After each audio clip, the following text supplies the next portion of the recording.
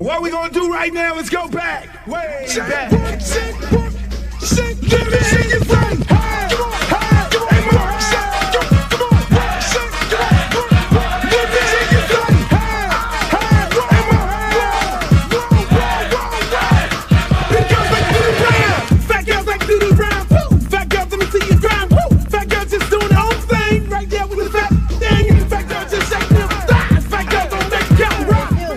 Baby. What's up? I thought you was gonna start hanging out with the big girls again. What is all this trash?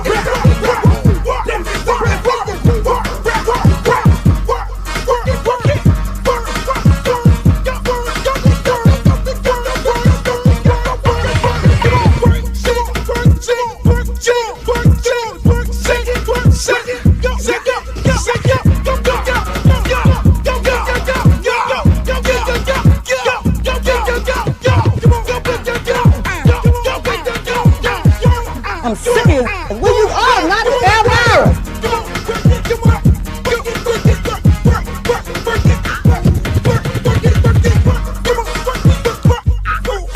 Oh, not the Britney Spears. Hey, how you doing?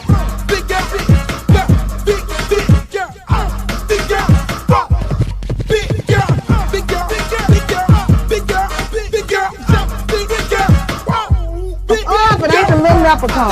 Girl, your beat is so up. You look a mess.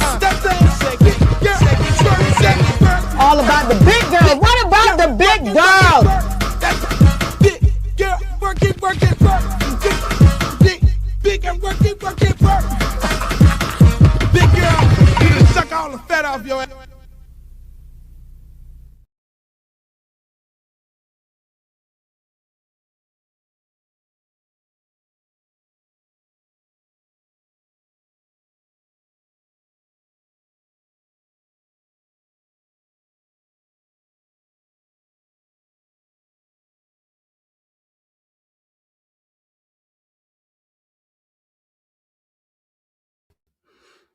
Yo, what's up, y'all?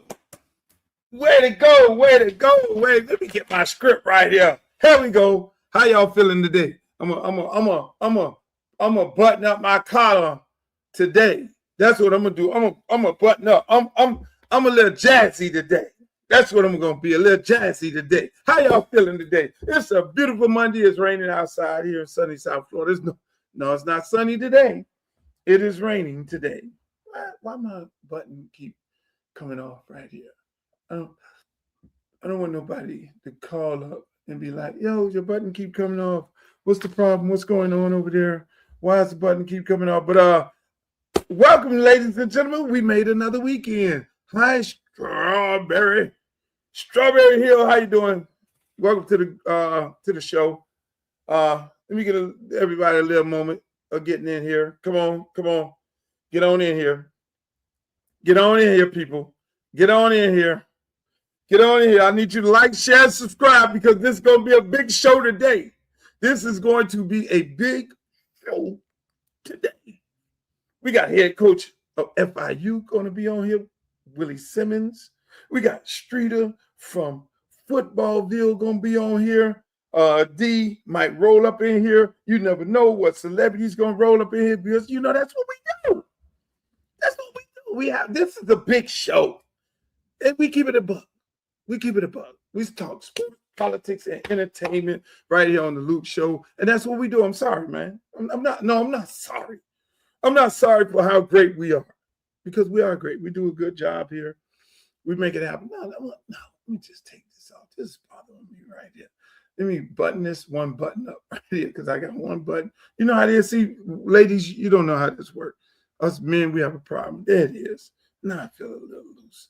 Neck feel good and everything. But I want to thank you guys for joining us today. Everybody on my Facebook page, on my Twitch page, which we just started up over there. And everybody over there on Instagram and everybody that's on X. I want to thank you guys for being here today.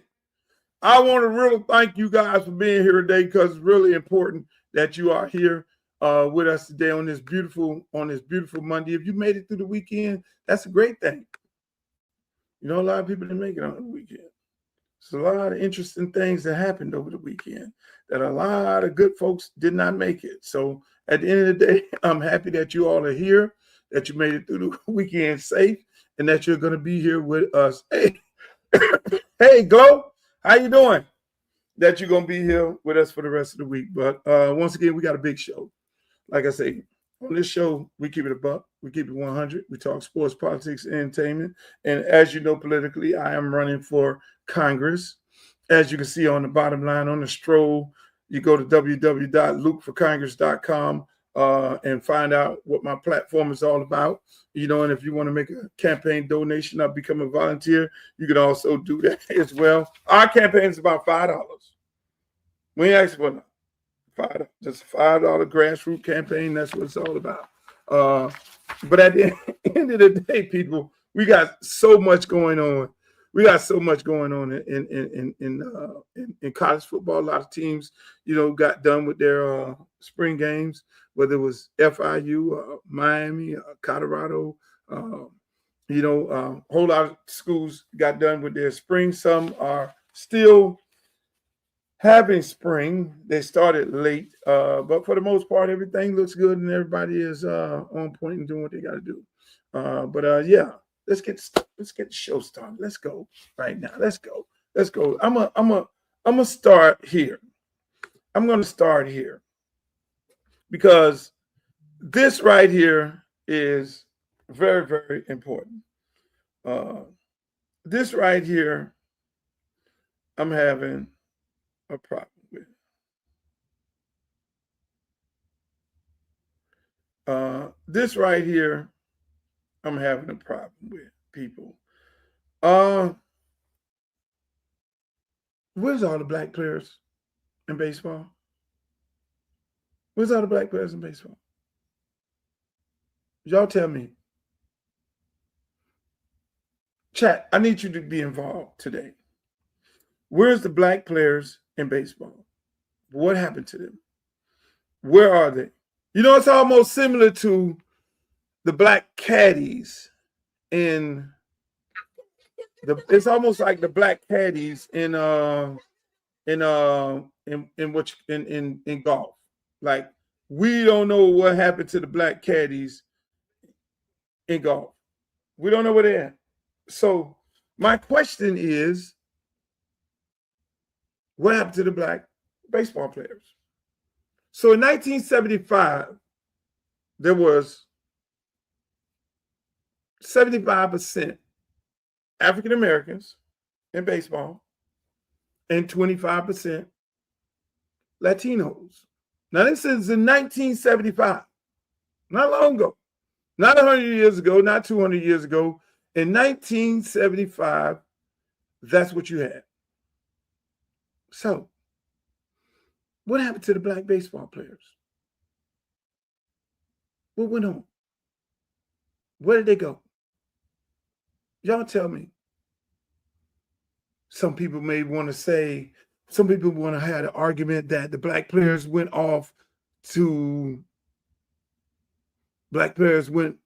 want to start playing basketball. No. Nope, not the case. Or they wanted to play football. They just got tired of this. Nope, not the case. No, that wasn't the case.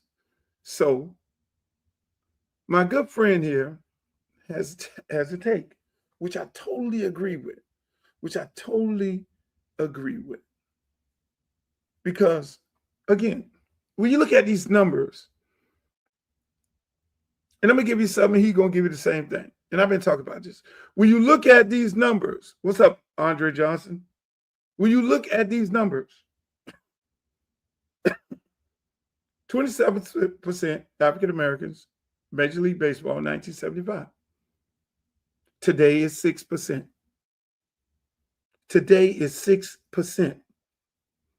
Hispanics in 1975 represented 10%. Today they're 30%. So it's an actual flip. It's a flip. Right then and there. I think I might have lost my YouTube audience. For some reason, we got technical difficulties over there. The stream just turned to trash. So it's a total flip right now of blacks in baseball. How did we get here? I'm going to let this gentleman tell you how we got here, and we're going to talk about it. It's nonsense. It's money. It's 100%. It's money. It's not just priced out. It's historically baseball.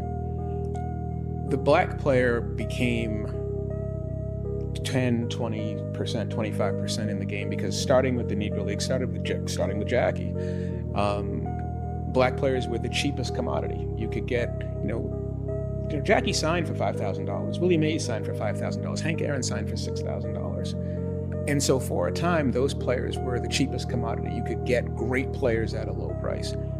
Baseball, as a sport, baseball is a white suburban game reinforced by foreign labor. That's the sport. It's not an American game per se. It's a white suburban American game, but 35% of the game is Latino. And so when you look for players, where do you find them? Where does baseball look for players? They've got facilities in the Dominican. All the teams have academies down there, right? And then the American players, where do they get those players? College. College is 1% black. So the black players in college are scholarship players. Baseball's a non-revenue sport. So it's by design that if you're getting your players from college, they're going to be white. And if you're getting the rest of your talent from the Dominican or from Venezuela or from Mexico or Cuba, they're going to be Latino. So you're not developing black players the way you used to. No pipeline for them. No pipeline. And, I remember talking to Dusty Baker about this. And when you really start looking at how the numbers shifted, they replaced essentially black players with the Latino players. It's all money. If you put a ball in front of a kid, they're going to play with it, right? I mean, that's always been my thing. If you look at the numbers, Latino players are not part of the draft. So a black American kid who's a first-round pick, you got to pay him first-round American dollars. You can buy 100 Dominican kids, 200 for the price of one American. Wow. That's the difference, And so whenever I hear, we just don't want to play the game, everybody knows that the relationship between black Americans and baseball is the deepest of all the sports, and it goes back the longest. There you have it, right? And that's been my argument for the longest. This has been my argument for the longest. There you have it. You have, that was a great piece, a great breakdown of it all. What was most importantly, the most important thing that came out of that was the mere fact that they don't draft the Dominican players. The draft is only college and high school in the United States. The draft, the kids here in the United States get what? Millions and millions of dollars if they're drafted. In the DR, you can buy those same players for what? Thousands of dollars. A couple $1,000s here, a couple $1,000s there.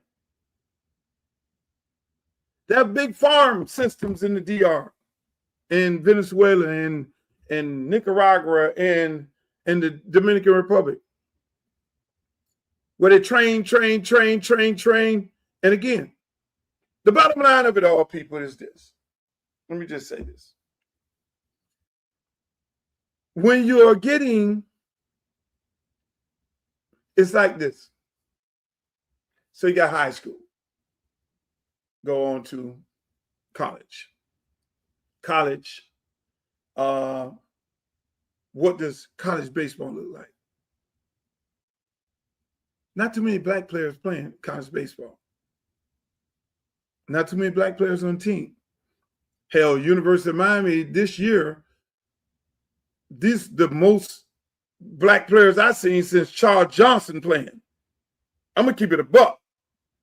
This year's University of Miami baseball team is the most black players I've seen since Charles Johnson played.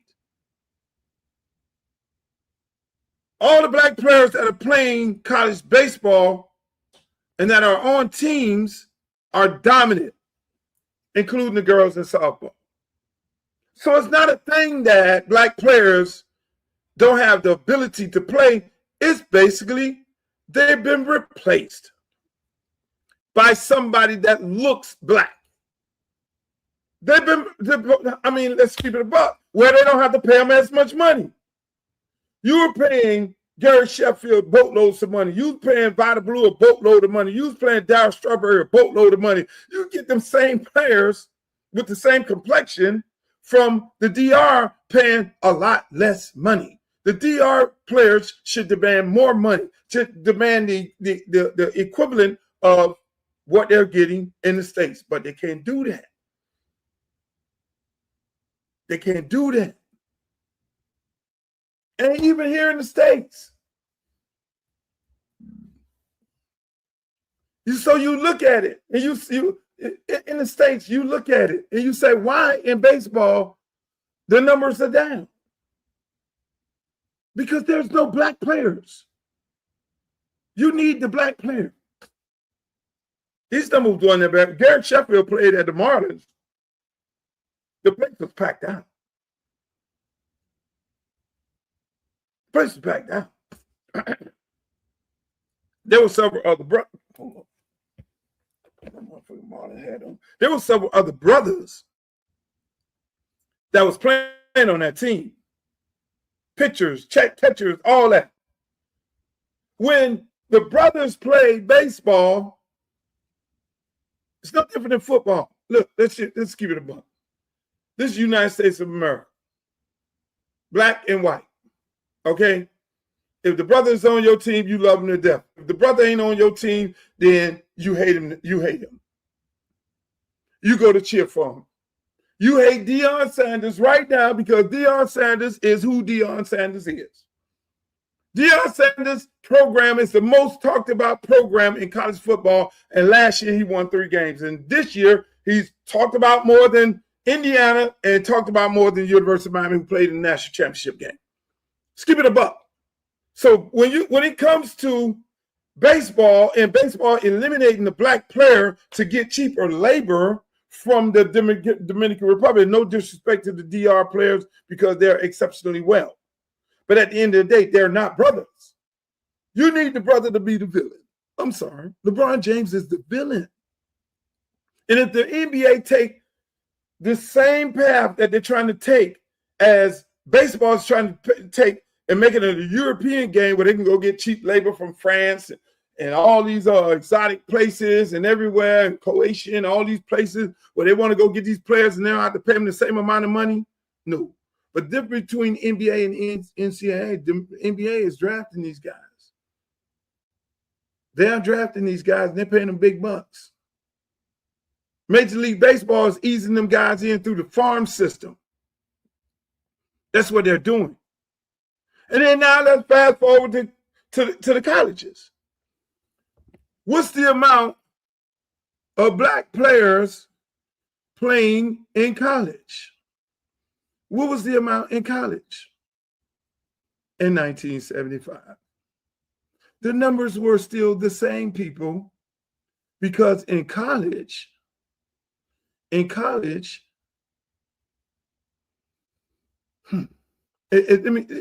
sad at what's going on, because everybody want to make it seem like these students, these black students, did not want to play baseball in college, but they do play it.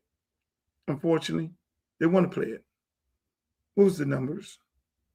Where's the college numbers? Let me pull these numbers up. College numbers. Currently in the NCAA, 5% of college baseball players are African Americans. Top level D1s, 6%. If you remove HBCUs in college baseball, 3%. If you remove the HBCUs, it turns into 3% African Americans playing college baseball. Make it make sense. Make it make sense, people.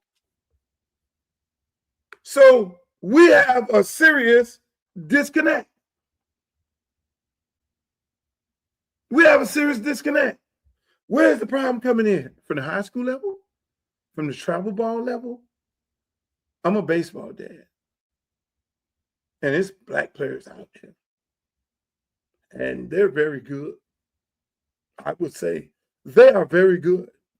Every time I see a black player playing on a travel baseball team and they're out there, as a matter of fact, my youth program, Liberty City Optimists, we still have baseball. We've always had baseball. For over 50 years, we had baseball. Our program was founded on baseball. Even with all the big-time athletes that we got coming through, we were founded on baseball, people. So how do we fix it? What's the solution, Luke? These HBCUs, look what just happened the other day. Bethune-Cookman just went last week and beat LSU at their place. Then turned around and went around the corner and whooped Florida ass. Let me bring in the college expert. Streeter, how you feeling today? What's going on, man? You're talking about college expert, man. What's going on, bro?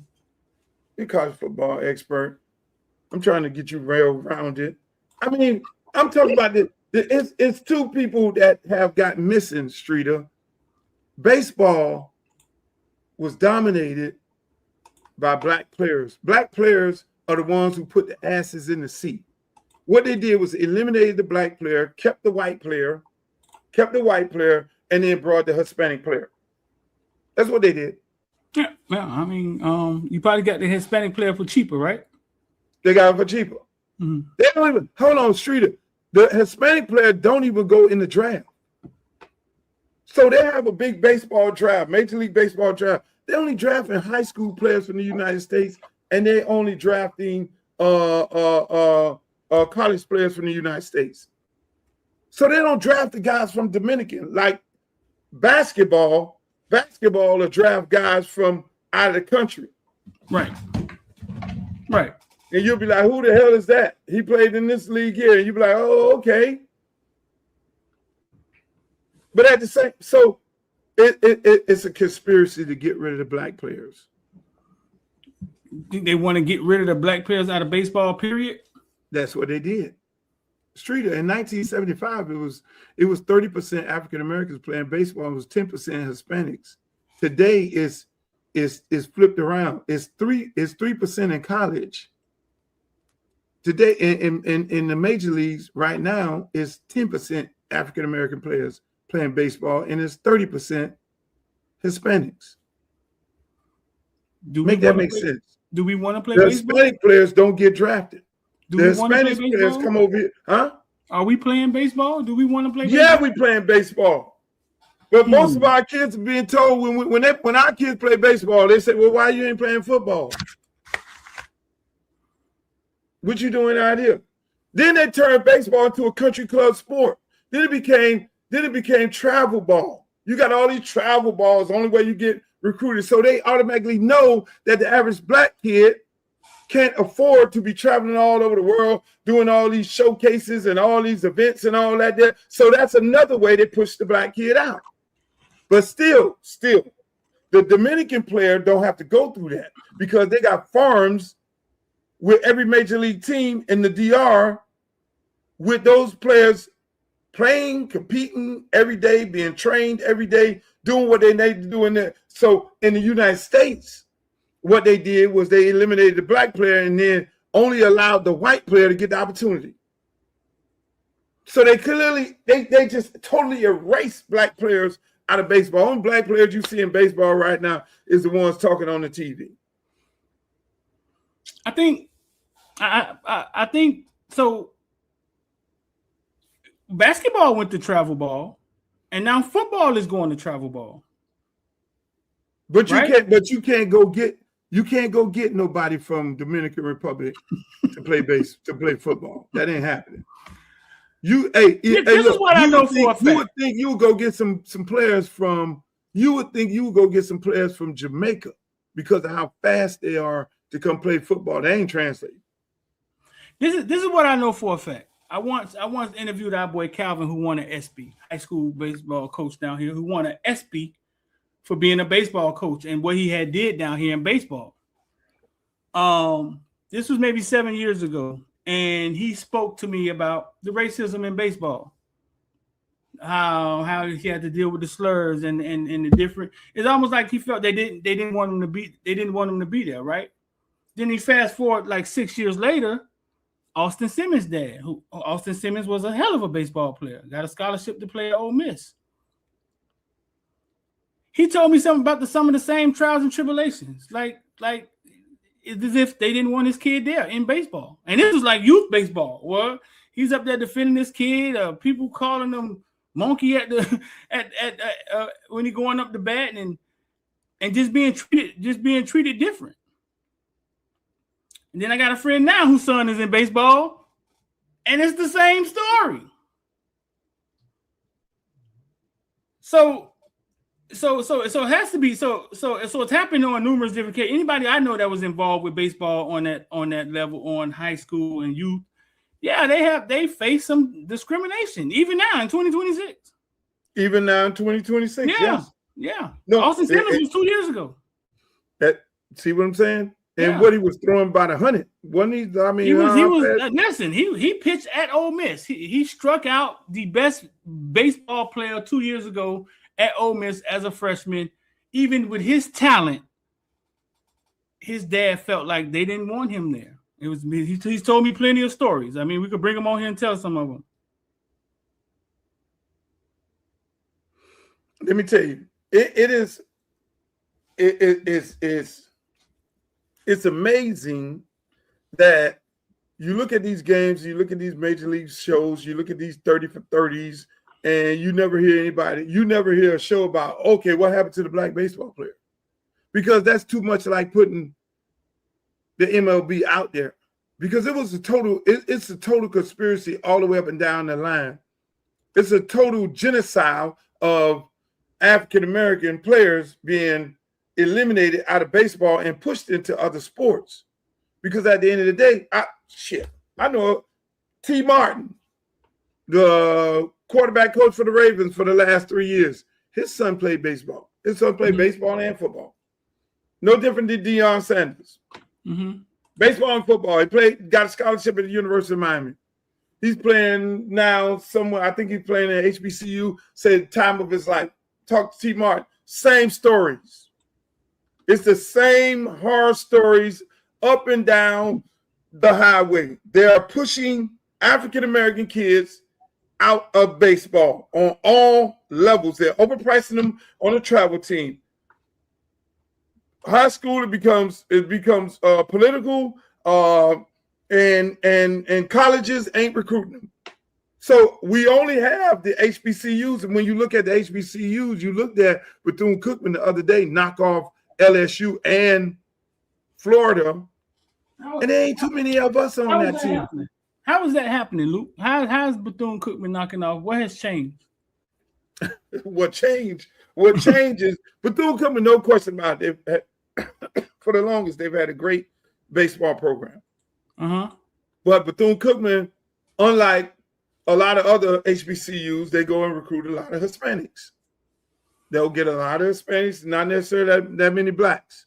So they've been winning throughout the years of going to get these type of players, and it's not necessarily in combination of blacks and Hispanics and some whites trickled in there. They have more of a team thing, but then what happens is, you know, and you can't take nothing away from them. They'll play them in the midweek. See, there's college games in the midweek where you'll play a team around the corner. It's almost like playing the lower level team in the middle of the week, and you can get your win, patch your stats. Like UM will play FIU a lot in the midweek.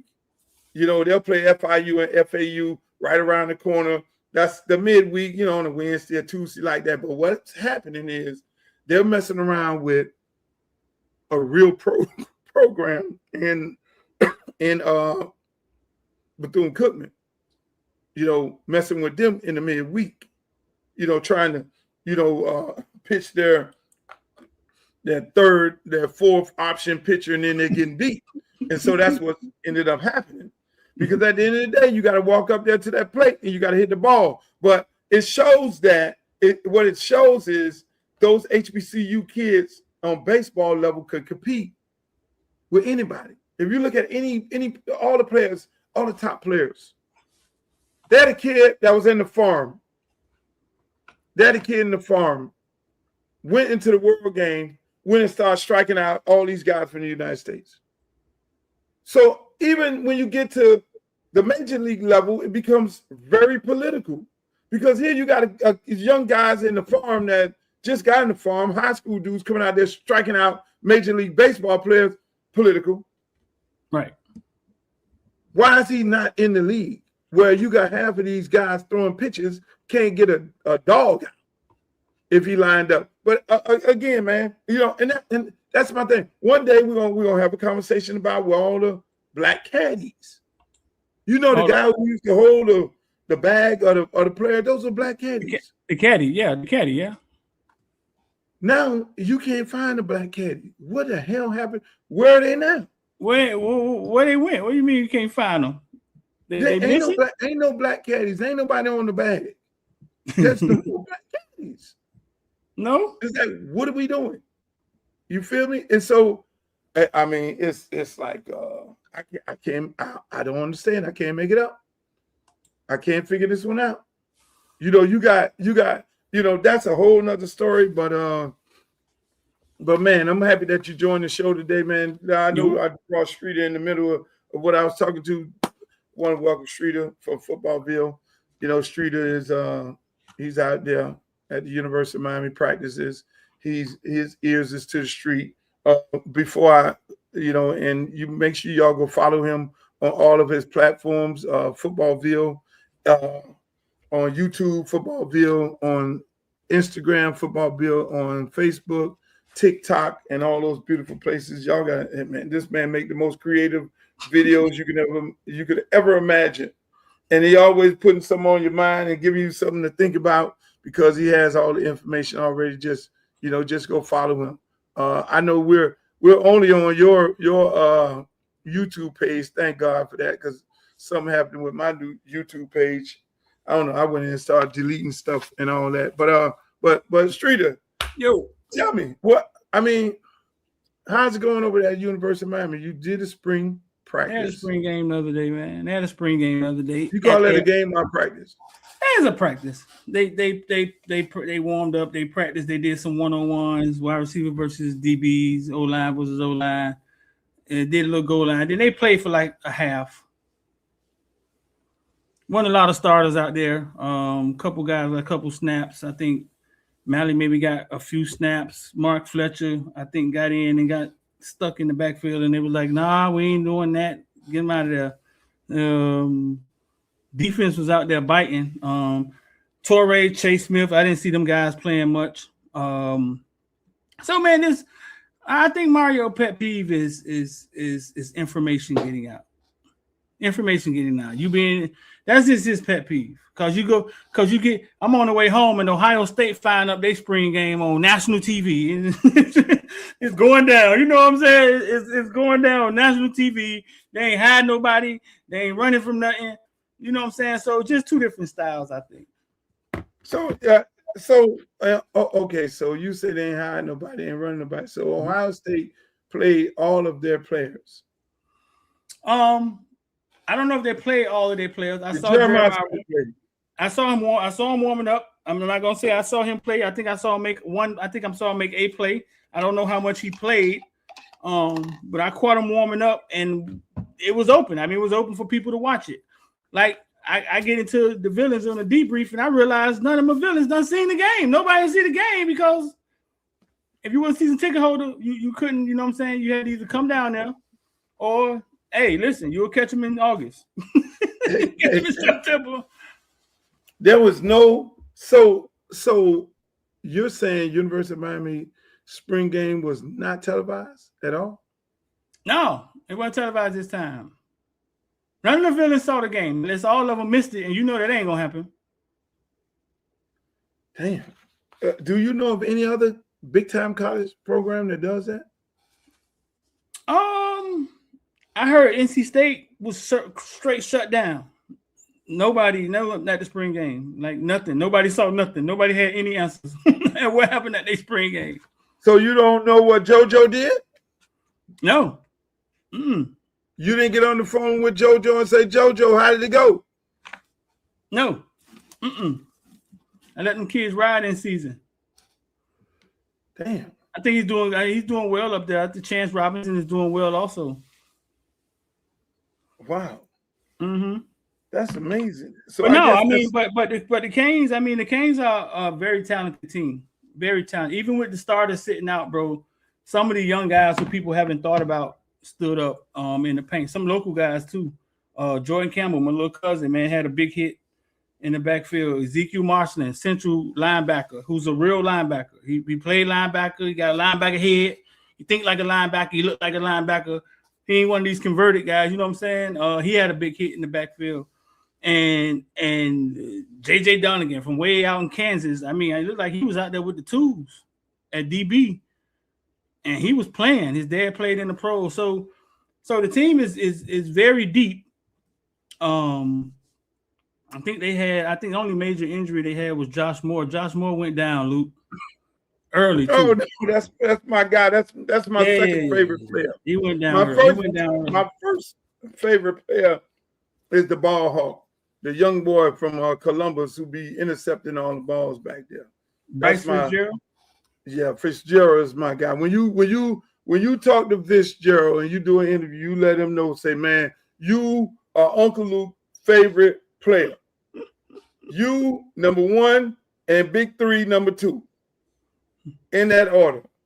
Now, no, Malachi, that's like my nephew, so I can't, he's automatic. So that's De La's son. So he's family. But when it comes to them guys, they're my guys. I like them guys. And so how do University of Miami look on the offensive line? That's the biggest concern. The offensive line? Because we need somebody to block for Fletcher. I think the offensive line is going to be a work in progress, but that's just the position that I don't really worry about. That's where all the money go. That's where all the that's the position that you know what I'm saying, that I don't really worry about with Mirabal. I think they've developed guys from nothing, but they kind of struggled Saturday. To make a long story short. Yeah, Booker Pickett, and you know the daddy Pickett. You know what I'm saying? Booker Pickett, kind of had his way. Like I think he had 3 or 4 sacks, bro. They were getting off the line. The defense was getting off the line, which football is funny because we thought that we lose Bain and Mesidor, and the pass rush suffers, right? That they put Omar Thornton in the nickel, and when they sent him on the blitz, man, I think he got to the running back before the handoff even happened. What? Hold on. Hold on. This was against the starters. Yeah.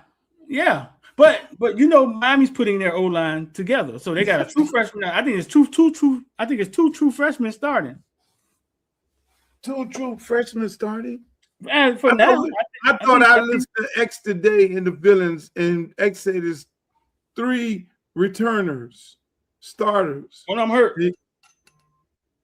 One of them ain't there. Pancake ain't there. So how did the big guy who they gave all the money to, how did he work out? He's a freak athlete, bro. Like he just cut from a different cause. Both his parents Olympian medalists. Did he play like an Olympian the other day? He's gonna have some growing pains, Luke, and you know it. At left tackle, he's gonna have some growing pains. You know he's gonna have some growing pains. That just is what it is. Hold on. How many sacks did he give up? I don't know how many sacks did he give up. I wasn't counting his per se. You know what I'm saying? I wasn't counting his per se, but he's gonna have some growing pains. We lost a player. Man, I'm growing pains. Like they all, you know what I'm saying? You're getting thrown out there. The 5 stars getting thrown out there to the Wolves. They gotta develop early. Yeah, I don't know how many he gave up per se, but when you get that much money, Streeter, I ain't trying to hear about no growing pains. This ain't NFL. It's college football. That money came from nowhere. We don't know if these guys worth it or not. That money came out of nowhere. They ain't land on the money landed on them. So let's not be acting like this the NFL draft. Now that joker was out west in Missouri blocking little white boys a couple months ago. Now he in the 305 with a pocket full of money and got dang on Lightfoot trying to get past him. It's gonna be some growing pains. Let's just be real. I don't understand this. Let me talk to an expert right here. Ladies and gentlemen, I want to welcome to FIU head football coach, former Florida A&M football coach, former Clemson quarterback, my main man, Willie Taggart. Not Willie Taggart. Willie Taggart. They got the same haircut. Willie Simmons. I said I was gonna say that, right? I said I was gonna say that, and then he do it every time. He do it every time. He do it every time. Hey, Luke. Every time. What's up, Coach? How you feeling, baby? Man, I'm feeling great, man. How y'all doing? I see y'all having a good time on here. Yeah, man. Yeah, man. We always, man. This Streeter, man. Streeter try to. Today I'm catching him into the mix because he always trying to catch me in the mix. But I got him on roller skates right now because you know he's trying to defend something that he don't want to be trying to defend, which is big high paid players not performing to their expectation. But that's a whole other story there. How was spring, Coach? Spring went well. You know, I thought we got better. You know, obviously having to basically break in a new team. You know, 48 new players between transfers and high school signees coming in and. You know, really trying to get acclimated to how we do things, the whys, and I thought we did a really good job. Built a lot of depth, and I feel a lot better about the team now than I did this time last year. Oh, that's what's up. And I heard I was listening to Georgia Tech coach talk about transfer portal and the fact that he's happy that there's no spring portal, so he knows them guys that they've been working on and coaching and went through the spring practice with gonna be there. I mean, talk about how important that is, that these guys, you know, you just finished coaching. You ain't got to worry about, okay, yeah, I had them playing and they balled out and everybody in the world found out they balled out in the spring. And then now I got to worry about them hitting the portal. Yeah, no doubt. That was the issue for us last year. You know, we brought a player over from UM, went through the spring, had a great spring. You know, we had high hopes for him. And this time, you know, we're doing exit meetings now. So I started exit meetings today. I'll be doing them all week. And imagine a guy coming in feeling like he deserves more money or feeling like his role isn't what he wants it to be. And he has a chance to leave and jump in the transfer portal. You know, a guy that you literally just signed in January. So it makes it tough to really commit to the team that you have when you know they can leave. Now, knowing that they can't go anywhere, we're able to really, you know, go all in on these guys, invest fully into them, really teach them what we're doing, not worry about them learning our playbook and taking it across the street. You know what I mean? Because they're leaving after 6 months. So I think the NCAA, they did that one right. You know, there's a lot of things they do wrong, but I think they got that one right by making it just one transfer portal in January. Streeter? Coach, when you left FAMU, you ended up at Duke, right? Yes, sir. You ended up at Duke. And that usually doesn't happen like that. Like we always talk about the bridge from HBCU to Power 5. Did you have a relationship with Coach Manning? Like, what was that relationship about? Like, what was that about? Yeah, so Coach Diaz and I worked together for 3 years up at Middle Tennessee. He was the defensive coordinator, and I was the running backs coach from 07 to 09. And so built a great relationship there. You know, we were workout partners. You know, we get out there and beat the pavement every day, you know, getting our run in, just talking ball, you know, him talking defensive ball, me talking offensive ball. So we really sharpened each other. You know, he's one of the sharpest guys I know as far as understanding defenses. And, you know, when he got the opportunity to be the head coach at Duke, I was excited. And when he called and offered me the job, I was elated. You know, I was kind of at I wouldn't call it a crossroads in my career, but I knew my aspirations and I knew the perception of being at an HBCU. It's an unfortunate reality that, you know, Deion's the only one to do what we all wanted to do, which is have success there and then be able to take it to the next level. You know, Prime was able to do it, but guys like myself, Jerry Mack, other guys who've had a relative level of success, you know, we all had to kind of take a step down to move back up. You know, Jerry Mack left North Carolina Central to go be the offensive coordinator at Rice.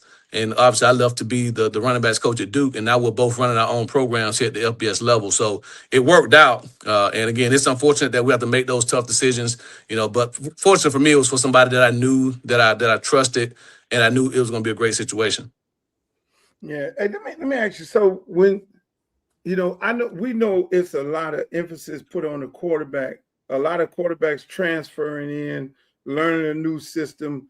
Can you talk about how that works? Because I mean, offense is more difficult than defense, and you see a lot of success of a lot of quarterbacks coming in the portal, starting, and you know, seem like it's no tail off. Is it a smaller playbook, or is it more time to teach them the playbook? I mean, how's that transition works from a guy coming in the portal like that? Yeah, I think it's a combination of two things. One, I think OTAs now have helped a ton. The fact that we can take them on the field in the spring before spring practice and go through OTAs. You know, for a long time we couldn't do that. You know, the first time that you were able to coach your guys, put them through drills was doing spring ball. So you had 15 practices, and then you had no contact during the summers, and then you came back in training camp. So you had literally 15 opportunities to coach them before you had to get them ready to play in the fall. Now we get 3 weeks or a month of OTAs to meet with them, to take them through drills, to watch film with them. We do the same thing in the summertime now. So when they come back in the summer, same thing, all of June, OTAs, you're on the field. So you're stealing all those extra reps, and basically you're getting 2 to 3 spring practices before you actually report to training camp. So I think that has a lot to do with the growth and development of the quarterbacks. You look at now, 7-on-7s have really become a huge thing now. So just guys throwing year round. Like when we came out, it was you play football in the fall, you play basketball in the winter, you play baseball in the spring. And that was kind of what we did. Now it's football in the fall, 7-on-7 in the winter, spring ball in the spring, 7-on-7 in the summer, and then you're right back to playing in the fall. So you never really stop throwing the ball as a quarterback. So I think a lot of them are a lot more further ahead than we were when we came into college. And then with all the spread offenses now, you know, the playbooks are a lot simpler. You're not really teaching pro-style concepts. Guys don't have to really understand coverages as well as we used to back in the day. You don't have to really understand fronts and pressures because offensive line handles a lot of that. And so the learning curve for a quarterback isn't as high as it was 10, 15 years ago. And these guys are playing a lot more football than we were 10 or 15 years ago. And I think that's why you're able to see quarterbacks come in new systems and have success so early. Yeah, I noticed you recruit heavy locally. You know what I'm saying? And I mean, is that something that you said, hey, I want to get to when I'm down here? I want to make happen. I want to make an imprint. I mean, you got Hippolyte on the staff, you got Pat on the staff, you got Gator on the staff. So you got guys from here, maybe some other guys that I'm not familiar with, but you have a staff full of guys who are well recognized in the neighborhood of South Florida football. And then you look at your roster, it's a ton of local kids on there. Is that something that you said you wanted to do coming here? Yeah, definitely. I think that was one of the selling points. When I was up for the job, they wanted someone who had, South Florida ties. Obviously, I'm not from South Florida originally. I'm from Florida, but I grew up in North Florida. So just really tapping into the contacts that I had down here. Coach Hippolyte, like you said, been a successful high school coach here, coaching at UM. Patter was a head coach here, coaching at UM. Frank Ponce, who's recruited here his entire career, had just got let go at App State. Gator was already on staff, played here, played at the West. And then Jelani Barasa, coach with me at FAMU from South Miami down with the Killian. So, 5 coaches on the staff are from Miami. And so just having that footprint of guys that can walk me into any high school and get me in front of any high school head coach, the 7-on-7 coaches, just, building that relationship. And I think that's important because recruiting is relationships. That's all it is, and you may not even be recruiting for next year. There's some guys that we're going to talk to recruit for, this summer, this spring, and it's not for next year because they're 4-star, they're 5-star, and FIU ain't really at that level financially to afford them right now. It's when they go off to somewhere for a year, 2 years, things don't work out, we're the first call because they remember the relationship that we built during the high school recruiting process. They came to our junior days. They were here for our 7-on-7 camps. They saw how we do things, and they understand the vibe that we have. So I think you're recruiting for the immediate, but if you're a good program, you're recruiting for the future as well because the transfer portal is here to stay. It's not going anywhere. And our ability to bring the local talent back here after they go off somewhere and things don't necessarily work out, I think it's going to be critical for our long-term success. So, Coach, you've coached at FAMU, then you went to Power 5 Duke, and now you're at FIU. And people seem to think that there's this huge talent difference. Like the kids at FAMU are this huge gap in talent. Explain to us in the gap in talent. The kids at FAMU, are there a lot of kids you've seen in HBCU that should be in Power 5? Like, explain the gap in talent that you've seen. Well, to put it in perspective, I have 4 players that play for me at FAMU that are currently in the National Football League. Okay. I'm not beating my chest or boasting or bragging, but I'm not sure how many Conference USA schools can say that. Right? I mean, the schools that we play on our conference, I don't know if any of them have 4 guys currently on active rosters. I'm not talking about practice squads. I'm talking about active NFL rosters. Marquise Bell starts for the Cowboys. Xavier Smith starts for the Rams. Isaiah Land is the reserve defensive end for the Cowboys. Terrell Jennings is a reserve running back for the New England Patriots. And so those guys, if they play in the National Football League, trust and believe they can play anywhere in Conference USA. So I think you look at the landscape now, people are recruiting stars. And Luke can tell you probably better than anybody, having been a high school coach down here for so long, the amount of talented guys that he saw that wasn't a 4 or 5-star kid that got overlooked by all these schools just because they weren't a highly recruited guy and that went off to an FCS or went to a group of 5 school and had a phenomenal career and then ended up transferring to a Power 4 because he balled out in 2 years, or that 4-star, 5-star that everybody in the city knows that he's really not that. He's big, he's athletic, but he's got a long way to go, but people are signing him because of the star rankings. So, again, the people that are making these rankings and evaluations weren't high school coaches, weren't really college coaches, probably didn't play college ball or pro ball. They're just guys who started a recruiting service. And so I think the most successful teams that you see, they trust their eyes, and they go out and recruit good players. And so there are players that I coached at FAMU, that I played against at Jackson State and Alabama State and other places that could very easily start for us. The 2 conference players of the year, to put it in perspective, the 2 first-team all-conference linebackers, last season in Conference USA, both started out of HBCUs. Johnny Chaney, for us, was with me at FAMU, and the kid at Kennesaw State started out of Alabama State, started out at Jackson State. So 2 first-team linebackers started out at HBCUs. First-team cornerback was an HBCU football player. They're former HBCU players that are playing Power 4 right now starting. The leading rusher in the ACC the last couple of years, before this last season, were guys from the MEAC.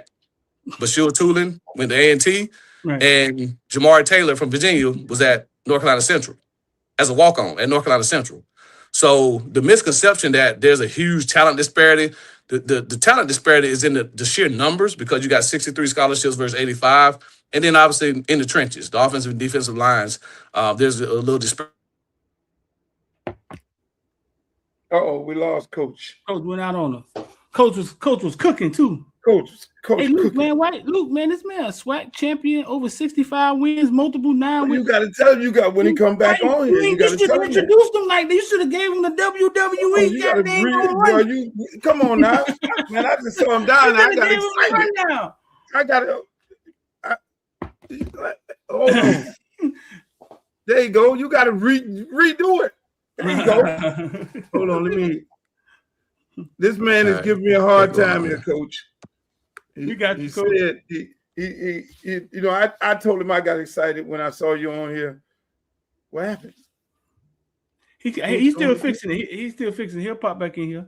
But yeah, You got to you got a big introduction, man. This man kicked some ass at FAMU, man, didn't he? I know. I just that's bad. That's bad. And a lot of people don't know. A lot of people don't know that. Just give him some time. He'll pop up. But a lot of people don't know that, man.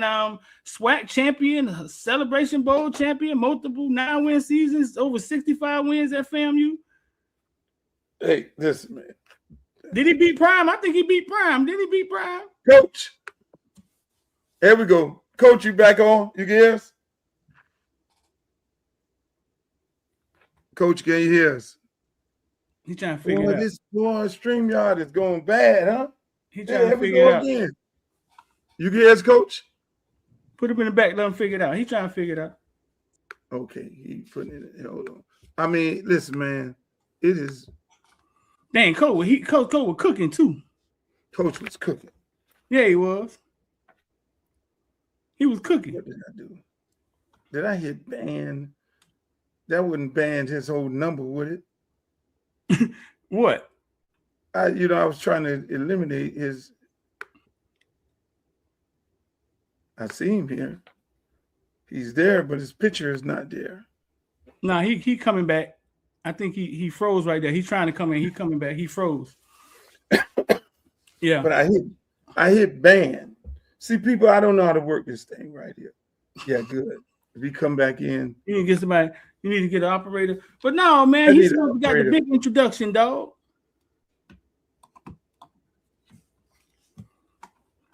I need that. He was cooking. He was on fire too, man.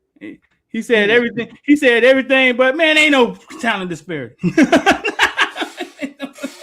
Damn it. Hey, listen, man, that was a great question, man. See, and I know my good homeboy, Mr. Pierre Rutledge, he's gonna be doing all this complaining. He was like, man, y'all need to get StreamYard right, man. Y'all having these good shows, man, and you got all these technical difficulties and everything. I'm gonna have to hear his mouth. Oh, it said I'm blocked from getting in. How do I unblock him? Let's see what did you do? I hit the block. Huh? I hit the block. Oh, I didn't even know a block exists. Where is it at? Yeah, man, how do I unblock a person? Block. Go to settings. Go to settings. Let me see. Oh my God. How do I what the hell?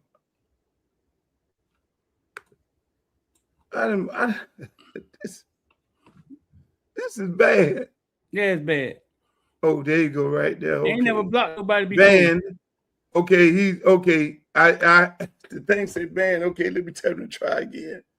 Try now. This is bad. Hey, as y'all can see, we live, people. We're live. Because I was trying to get rid of. I was trying to get rid of too much sauce. Yeah, the man was cooking, man. The man was cooking. Coach on fire, man. Coach on fire. Coach, one thing about it, when you talk to Coach, Coach is like an encyclopedia when it comes to this ball. Here we go. There we go. There we go. Yeah, Coach. I'm sorry. I was trying to close one room out, and I thought I hit a button to close the room out. But Streeter, go ahead, Streeter. You do your full-fledged introduction. Run out the whole thing. Nah, I was telling him he was supposed to introduce you, man. It was supposed to be like, man, we got joining us today, over 65 wins, Celebration Bowl appearance, SWAC champion, multiple 9-win seasons. He's supposed to lay it out there for you, man. You was kicking behind that FAMU. Never lost, never had a losing season in the history. Nah, My God. I'm sorry. FAMU into a national problem. I'm sorry. They brought FAMU back because we weren't winning like that. We were not winning like that. Nah, my girlfriend in the room, she went to FAMU. They ain't have nothing. If the band wasn't doing nothing, they wasn't doing nothing. They ain't got nothing to argue about, bro. And the band coach was winning when the band got banned. Now they were back by the time I got there. They were back. Okay. It wasn't 100 no more. It was I remember going out there. It was like the 50. And they were still blowing. If Joe Bullitt was still talking, it will be. Hey, but Coach, let me ask you. So you come to FAU in your first year. You go down there and you beat FAU, which is your rival.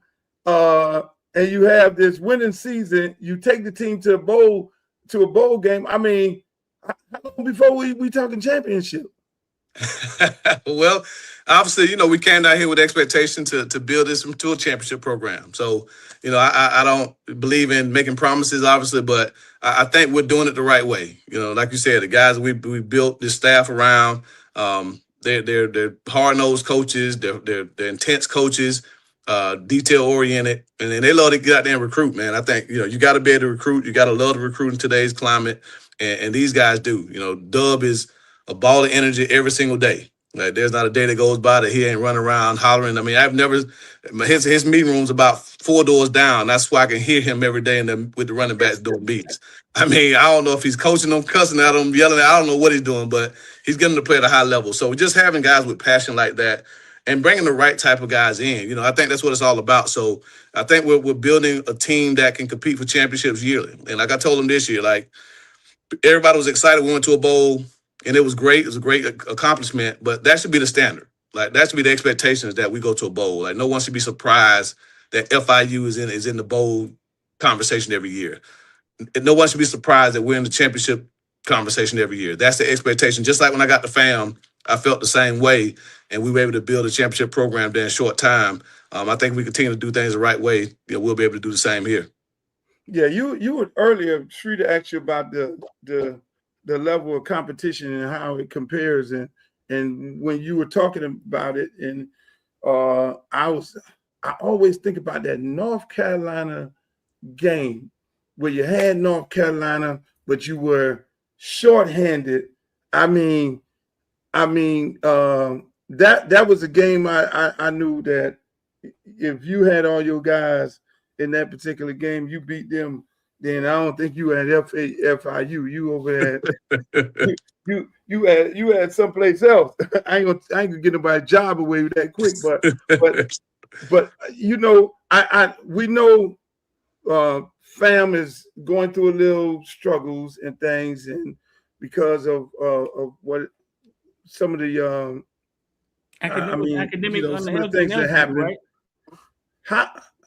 How I know it hurts you because you built that program up to where it's at, right? Where it was at, to see it go through these struggles right now. How can these things be fixed going forward, in your opinion? Being an insider, I know you're outside, you're over here at FIU, and you're going on your second year there. You don't know how the operation is running, but how do you fix things like that so it won't occur anymore?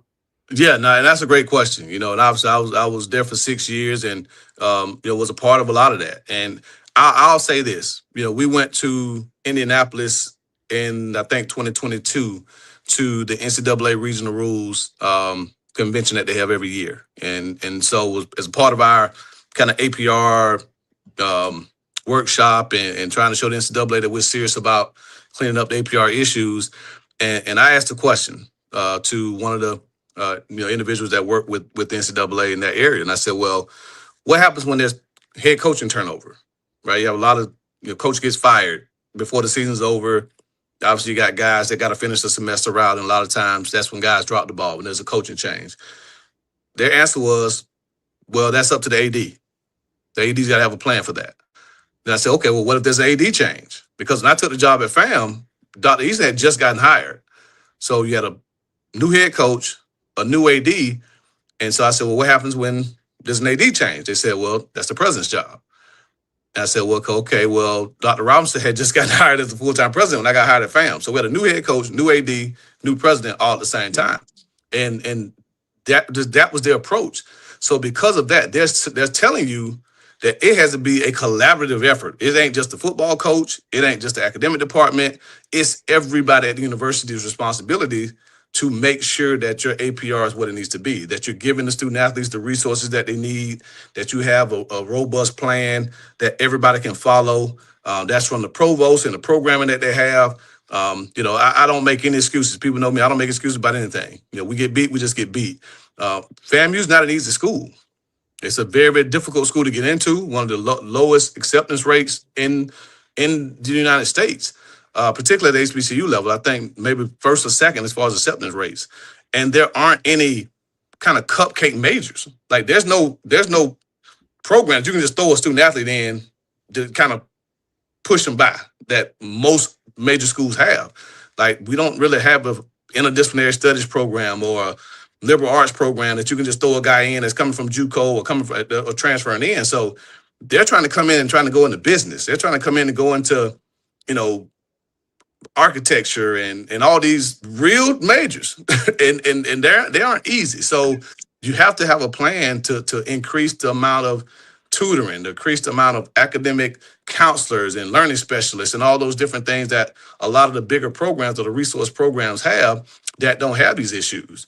And so until the infrastructure kind of gets that stuff together, it's going to be a struggle. Like it's going to be a struggle for anybody. And Quinn, and I love Quinn, and I'm pulling for Quinn 100%. But if Quinn is his whole staff is out every day checking classes, guess what he ain't doing? He ain't watching film. He ain't game planning. And you've been on that campus. Yeah. The highest of 7 hills. So guess how many golf carts we had in the football facility? 0. Oh, no.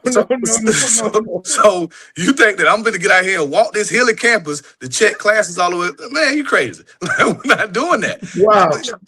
So again, people that say, oh, well, it's the coach's responsibility. Yes, it is. Part of my responsibility as a head coach is to make sure that we create an environment and a culture where our guys understand the value of going to class and doing things the right way. And I told them, I graduated college in 3 years. 3 years, I was done. My mother was an educator for 27 years. Like, we know all about education. So it's not like we're just there saying, oh, don't the hell with class, don't go to class. Like, no, we every day go to class, academic meetings, check-ins, all those things. But guys are going to slip through the cracks if you don't have a system where you can check them throughout the day, checking their classes with people who can class check, having mentors and tutors and people like that they can check in with throughout the day to help them do their work. So not do the work for them, but help them, right? Because FAMU, again, you're not a top 100 public school if you're an easy school. Mm-hmm. It's a really, really tough school. And so there has to be a comprehensive effort by everybody involved, from the president, the provost, the deans, the coaching staff, the academic support staff, the compliance staff, everybody to say, how do we fix this problem? How do we resource it to make sure that, that we don't keep finding ourselves in this situation? I was on probation our second year. Wow, I didn't know that. In 2019, we were the MEAC champs in 2019. We could not play for the championship because we were on probation. So this isn't a one-time thing. This has been going on from 2012 all the way through. So it's a systematic issue that Florida A&M has to fix. They have the people in place, the smart people in place that can get it done. You just got to get everybody at the table, put their heads together, and figure out what needs to be done to make it happen. Right. So you have this. You showed me. See, Streeter. He showed me this quarterback in the that he has. He showed me a picture of him standing next to the quarterback. And coach ain't no short dude. Coach, quarterback, this tall right here. I mean, this dude is six. What is it, like 6'7", 6'9"? He's somewhere between. I think we're underselling him by saying he's 6'7". Like he's over 6'7". I'll just put it that way. I don't know if he's 6'8", 6'9". He grew from the first time we saw him a year ago to now. So I'm telling you, man. I mean, he is a tree, like literally a tree. I mean, he is every bit of 6'7" plus. So he can see up everybody. I know your guy lights out went somewhere else. So I mean, talk about what you expect from this. I mean, y'all gave him a name. Did y'all call, is he a Green Mile or 6'9"? I know he got to have a nickname. You know, anybody come down here got to have a nickname. The kids gonna give what? I know you got to have a nickname, but I mean, talk about what you expecting out of this guy. You know, if he is the projected starter. Yeah, he is. I mean, obviously, you know, I think today's era when you're bringing in transfer quarterbacks and you're having to pay them, like it's a competition, but it's not. Like your job is to come in and be the guy. It's like my man paid Mensa to come in and compete for the starting job. Like he's the guy. So JJ, you know, told me he was in there competing with the guy from Orlando. He competing in dominoes probably, but he ain't competing in football. But no, JJ, man, he's a coach's kid, you know, smart kid, really student of the game. He has the temperament that you want in a quarterback. So we're really excited about what he can bring to the table. Different dynamic than what we had last year with Lights. You know, Lights was more of a dual threat, you know, improvise, make things happen when the play breaks down type of quarterback, where JJ is more of your traditional pro-style pocket guy. Going to try to dissect the defense, get the ball out of his hands, checks at the line of scrimmage. So it will allow us to be a little bit more pro-style in how we kind of devise our offensive scheme than what we were in the past. Both can win, you know, both with assets or will be, but I think what we're building around JJ with the personnel, his skill set, what he does will allow us to be a little bit more flexible in how we present formations and personnel groupings to the defense. Coach, correct me if I'm wrong. You faced Shador when you was at FAMU, right? Twice. You faced him twice. Shador, we all saw what happened to him in the draft last year. He failed in the draft, and then he was like third, fourth on the depth chart. People was questioning him as a quarterback. When you watched him on film before you faced him, because you faced him twice, at that time, what did you see? Did he look like an NFL prospect to you, or did he just get better? Like, what did y'all see? Well, we played him his freshman year. Okay. So his first start was against us in the Orange Blossom. So it rained. Low scoring game, I think 7-6, you know, so he was a true freshman. So we didn't really know what we were getting. He didn't get to go through the spring with them. The next year, after he played the entire season, you know, we knew that he was a very accurate quarterback, had a very savvy, sneaky runner. You know, he ain't his dad, but he can pull it down and run it when things break down. And we had just come off the game against Carolina where, you know, we opened the season with Drake May. So it was like, you know, Drake May carved us up, threw for about 500, and then we rolled down to Miami for the next week against Shador, and I think the Joker went 15-15 out the gate. Like, I think I was there. Bro, it was brutal. I mean, I ain't won one like that ever as a coach. I mean, it was bloodshed. Him, Travis Hunter. I mean, Prime had that thing rolling, man. So, but no, I've always had a ton of respect for Shador and just his approach to the game, you know, how he carries himself, that bravado that you got to have as a quarterback. And we all know the elephant in the room. If he didn't have melanin in his skin, he'd be the most confident quarterback ever, right? But because he's the son of Prime and because he wears a gold chain and all these other things, it's viewed upon as something else, right? But the kid is ultra talented. I mean, he's won at every level. He's performed at every level. Dominated high school, came to the SWAC, dominated the SWAC, went to Big 10, Big 12, dominated the Big 12, and now last year played solid as a rookie. You know what I mean? So again, the kid has what it takes. I think in the right setting, in the right environment, he's a winner, and you can't take that away from him. So he's going to be hated on because of what his last name is and how he carries himself. But if I had a chance to coach Shador Sanders, I'd definitely take it.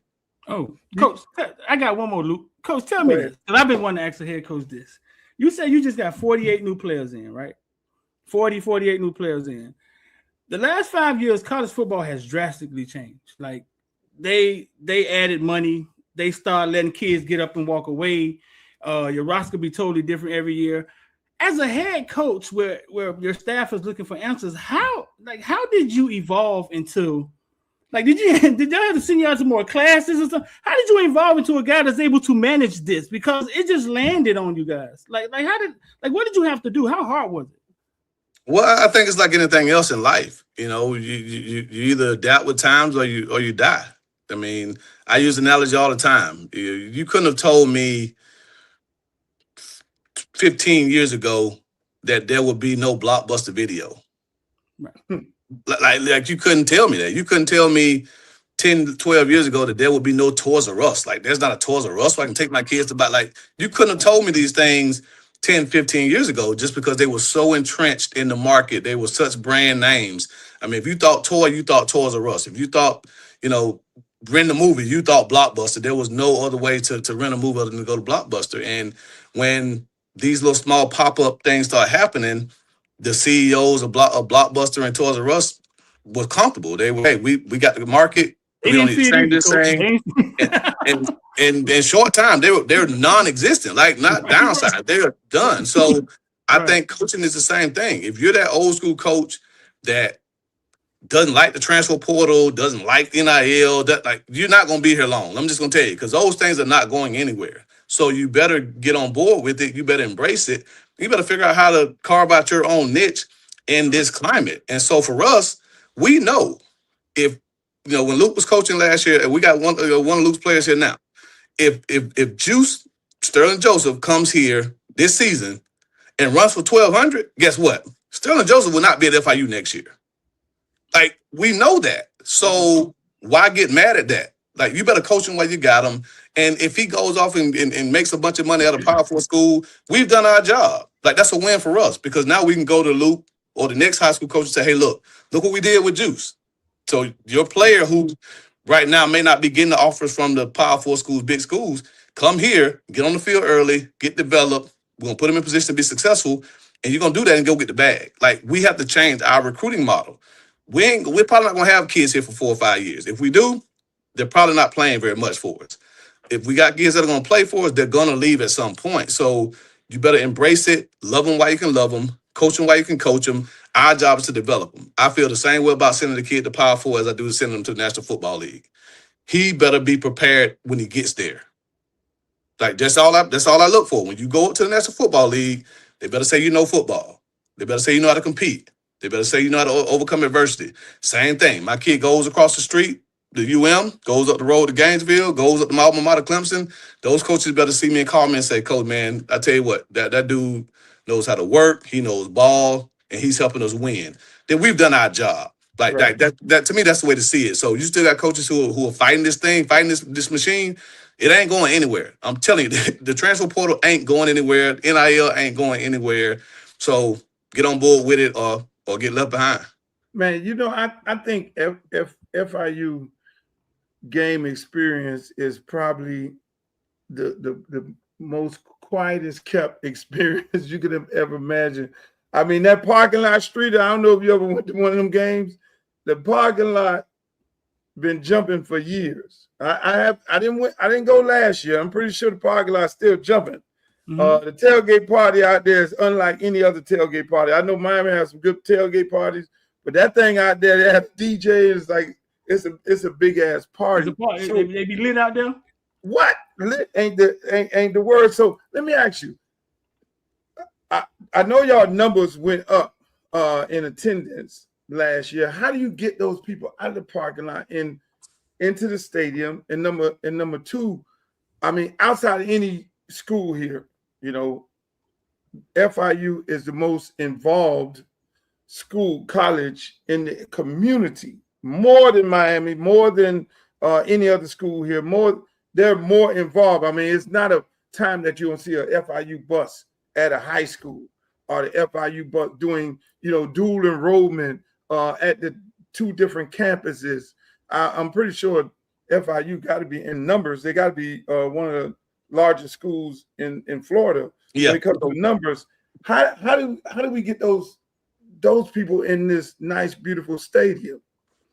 Yeah, that's the challenge. But one, you're absolutely right. FIU is the public school of South Florida, right? That's why it was built. Miami's everyone at UN's private, so this school was built to serve as the public school south of I-4. If you want to go to college south of I-4, you come to FIU. Right? We're the second biggest school in the state, over 55,000 students.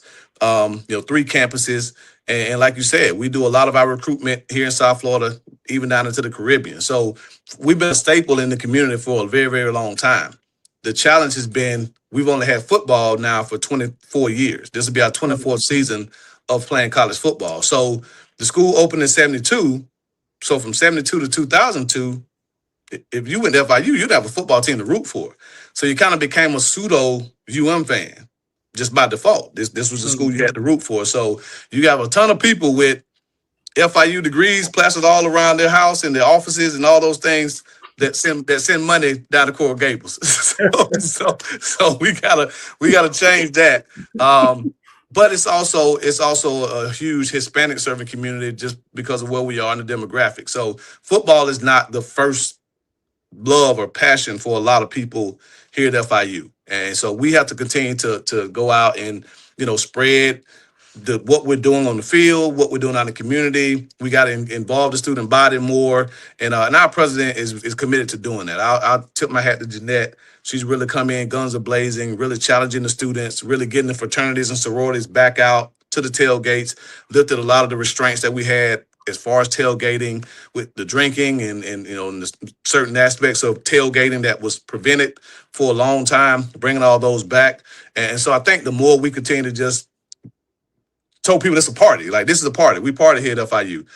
Come out here and have a good party in the parking lot. And then, like you said, bring that party into the stadium and watch us go out here and win games. So it's getting better. We still obviously got some work to do.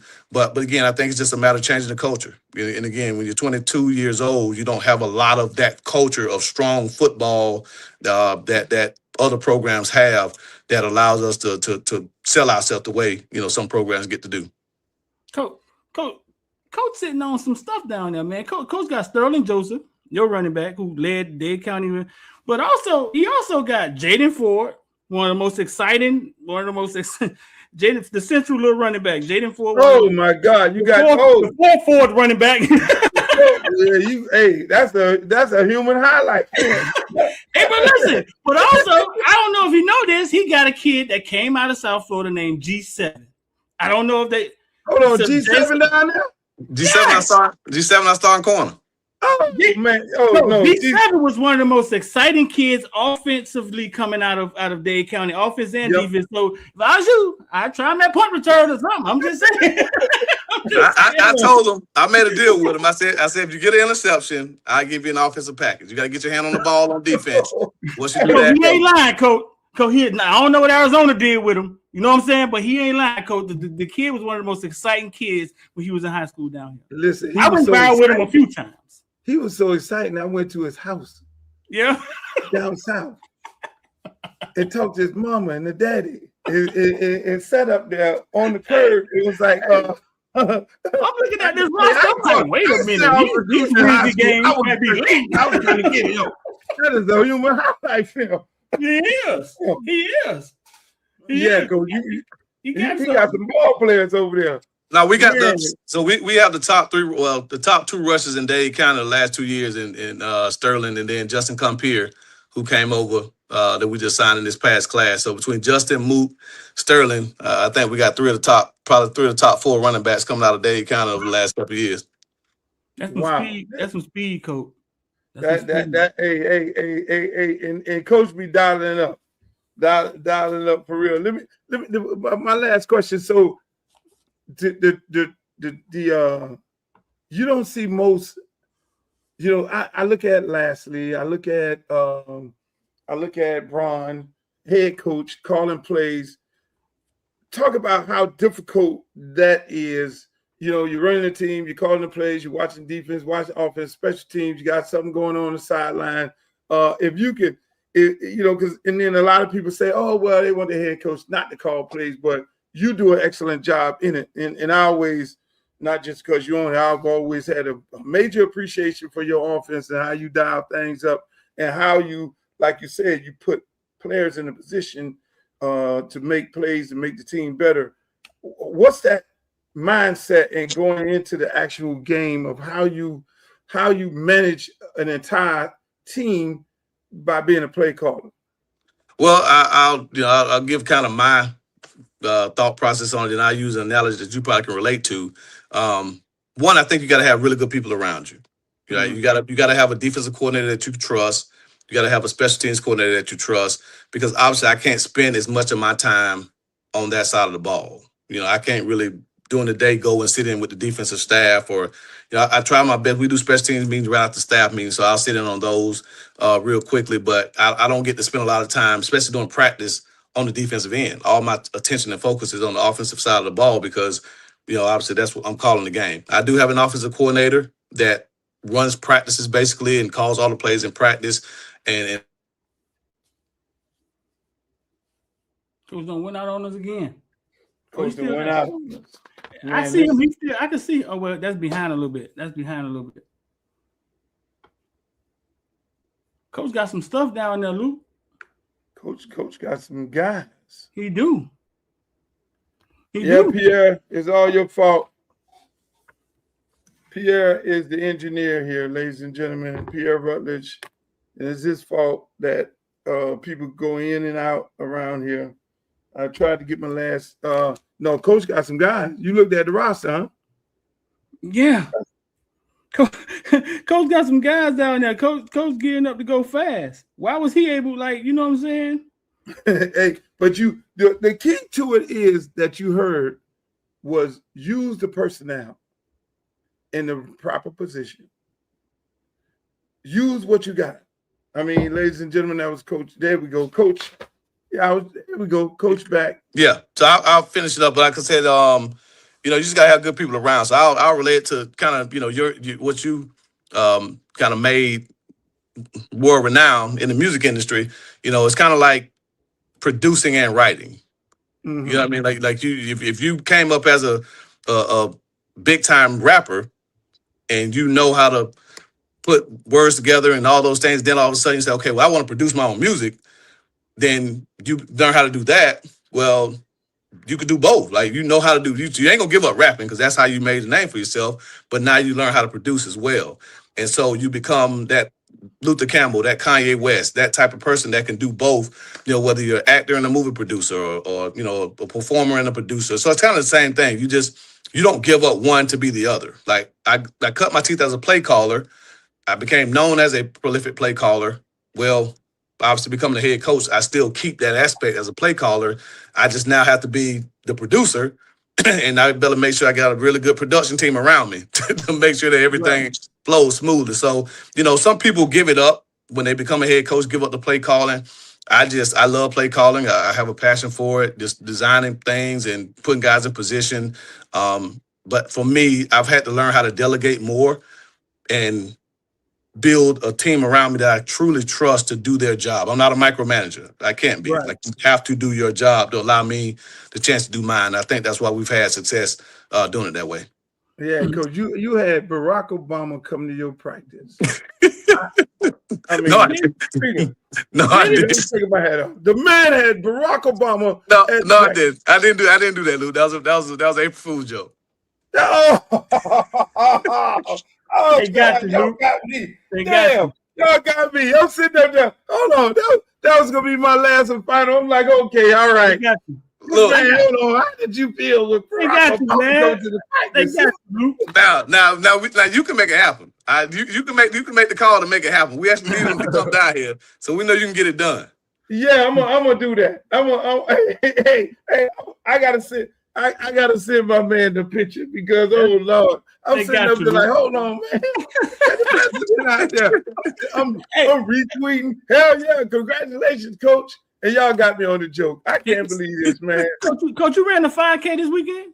I did. You did? I was in the Marines. We ran 3 miles all the time, and I never got used to that. How did that go for you? I tell you what, so I try to get about 3 miles in a day. Oh, Now God. I You didn't run used to on. it then. Yeah, but I'll tell you what, I didn't know I ran it that fast. Like when I got done with it, I looked down at my watch. It was record time. I hadn't run 3 miles that fast probably since college. So I paid for it later on. Trust and believe, I paid for it all day Saturday and Sunday. I ain't moving in. So I took Sunday off and got back at it today. That's probably why I'm sweating because I just got done working out. But no, I mean, it was a good cause. You know, two of my classmates, schoolmates, are attorneys. Darryl Lee and Charles G. up in the Orlando area and Tallahassee area, and they put it on in Gadsden County. And of course, Luke can tell you, and a lot of good things going on in Gadsden County. So whenever you have people that can do something positive, I want to definitely support. So shout out to G and Lee, attorneys at law, for doing a really good thing in our hometown. That's what's up, man. FIU football. You ain't know I had that. You ain't know I had that clip. Look at the stands. The stands pulled up. We got people in the stands. We're at the stadium. Them boys out there balling, hitting, picking. They bouncing around. Hey, man. Hey, Coach, we're looking forward to a good year. I'm going to be definitely out there hanging out with y'all this year. I got plenty of time on my hands, so I'm definitely going to be out there checking you guys out. And good luck on the season. And make sure you know, anytime you want to come on here and talk about it, this is definitely your home. No doubt, man. I appreciate it, brother. Keep doing what you're doing, man. I'll see you over at the shop later on. Yes, sir. Yes, sir. All right. That's Coach Willie Simmons, FIU football, baby. Hey, let me tell you, I'm telling you, Streeter. What up? That parking lot, if they released the restrictions or whatever it was before, that parking lot, that's like the biggest cocktail party you can ever imagine. The DJs pumping all kind of music out there. They got a grown folks section in there. It's almost like, you know what it reminds me of? It reminds me of Jazz in the Gardens. You know how you had the section over there with the hood at, and you had the regular people over there. It's just a big party. And I always before the games? Yeah. And I always been like, why the game going on too? Now I always said, hey, look, y'all gotta cut the music off. You gotta cut the music off to make them say, hey, cut this music off, not going to the stadium and turn the stadium into the party. But no, man, it's something else. Now they got some exciting players you just mentioned. Yeah. He was able to capture some of this South Florida, this talent that we always wondered, like, why does the talent skip FIU? Like, they should be getting some of them. No, he got some real South Florida talent down there. Yeah, some dudes. I mean, hell, shit, Ford, Johnny Ford, brother, man, we already know that's a human highlight. That's I can see him now. Them other teams, they got to play South Florida. That was Johnny Ford. The brother started out playing there. He was over there with my man, the brother coach over there. No, he was over there with Willie Taggart. I know that boy gonna go over in there with some kind of feelings. The first game up there in South Florida, that's gonna be good. Now, here's something I want your opinion on. NIL, the conversation again. April 16th. NCAA President Charlie Baker sent a memo to every school in the country after meeting with leaders in Washington. And here's the headline you need to understand right away. The NCAA is no longer waiting for Congress to fix college sports. That should get every parent's attention. Now, here's what's happening behind the scenes. Charlie Baker has been meeting with members of Congress, including leaders like Senator Ted Cruz and Senator Maria Cantwell. They've been working on federal legislation to stabilize college athletics. You may have heard of it. It's called the SCORE Act. The problem is it's stalled. There's no clear timeline. There's no guarantee it's going to get passed. So now the NCAA is moving forward on its own. In his memo, Baker said something that really stands out. He said NCAA membership is not waiting for others to act. That's a direct message. And he also said they are pursuing solutions that are, in his words now, pro-competition and legally defensible. Now, let me translate that for you. They know these rules are going to be challenged. They know there's going to be lawsuits, but they're moving forward anyway because the current system isn't working. So what are they actually changing right now? There are three things you need to pay attention to. First, eligibility rules. There's a proposal to move towards age-based eligibility. That means your child's clock could start at high school graduation or at age 19, and they would have a 5-year window to compete. What does that mean for you? Fewer exceptions, fewer waivers, and less room for mistakes. Second, transfers. The NCAA is cracking down on what they call ghost transfers. It's when a player moves without properly entering the transfer portal. If a school allows that player to compete, the penalties are serious. We're talking about head coach suspension and major fines. That tells you how big of a problem this has become. Third, they are trying to simplify everything. Right now, there have been dozens of lawsuits around eligibility. There were over 1,000 waiver requests this year alone, and courts are starting to get involved in decisions that used to be handled internally. That creates uncertainty for everyone, for schools, coaches, and for families. So let me simplify what's really going on. The NCAA is trying to regain control of college athletics. Right now, the power sits in three places: the transfer portal, NIL money, and the courts. And the NCAA is trying to pull that back before the system gets even more unstable. Now, here's what this means for you as a parent. This is where most... So you get the gist of it. It's like these rules change every day. You're going to start a clock while a kid is still in high school, give them 5 years. I mean, what's your opinion of this? What you just heard? What's so unstable about it? You're starting the clock, regardless of whether the kid is on a college football or whatever team it is. His clock is starting at 19 years old, even if he's still in high school. You got most kids in California, they got a step back program where they're still in high school, 19 years old. Here in the state of Florida, we used to have a 19-9, but if you stay back a year, your senior year is 19 years old. So you're in high school still playing ball, still got another year left, and they're starting the clock. That makes no sense. You know, they're not in a college. So then now a kid is in high school, Lord help him if he get injured in his high school final year. You already started his clock. He got injured, so he can't play another year. Now he got 3 years. I understand that they are trying to not have the same situation that they had this year in the national championship game where they had all these old people playing, but that was because of COVID. It was a COVID year.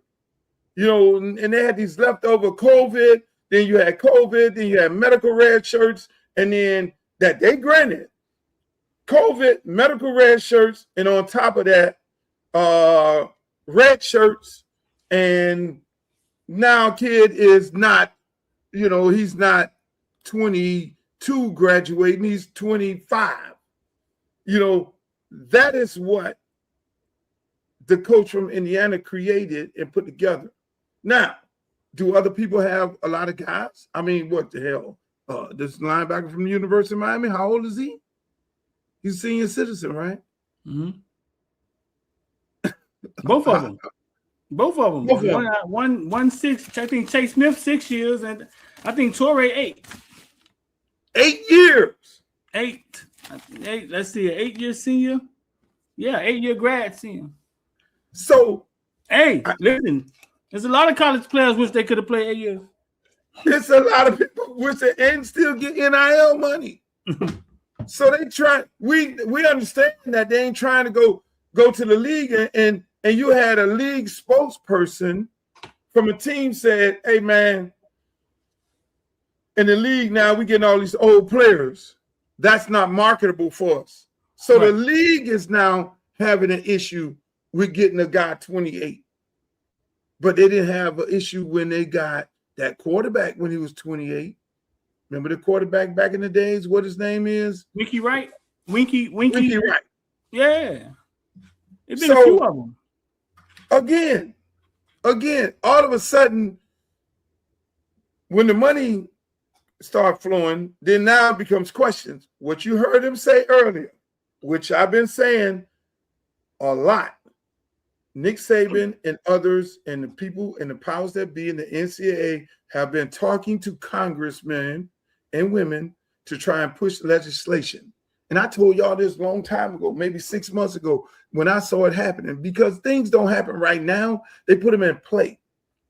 And that's one of the main reasons why I'm running for Congress, to be able to be in that room when they try to deprive these young people of their opportunity to make an NIL money. And it's only just coaches running up there and NCAA executives running up there trying to stop these young people from making their NIL money, which is just due for their name, image, and likeness. But I'm going back to this 5 to play 5.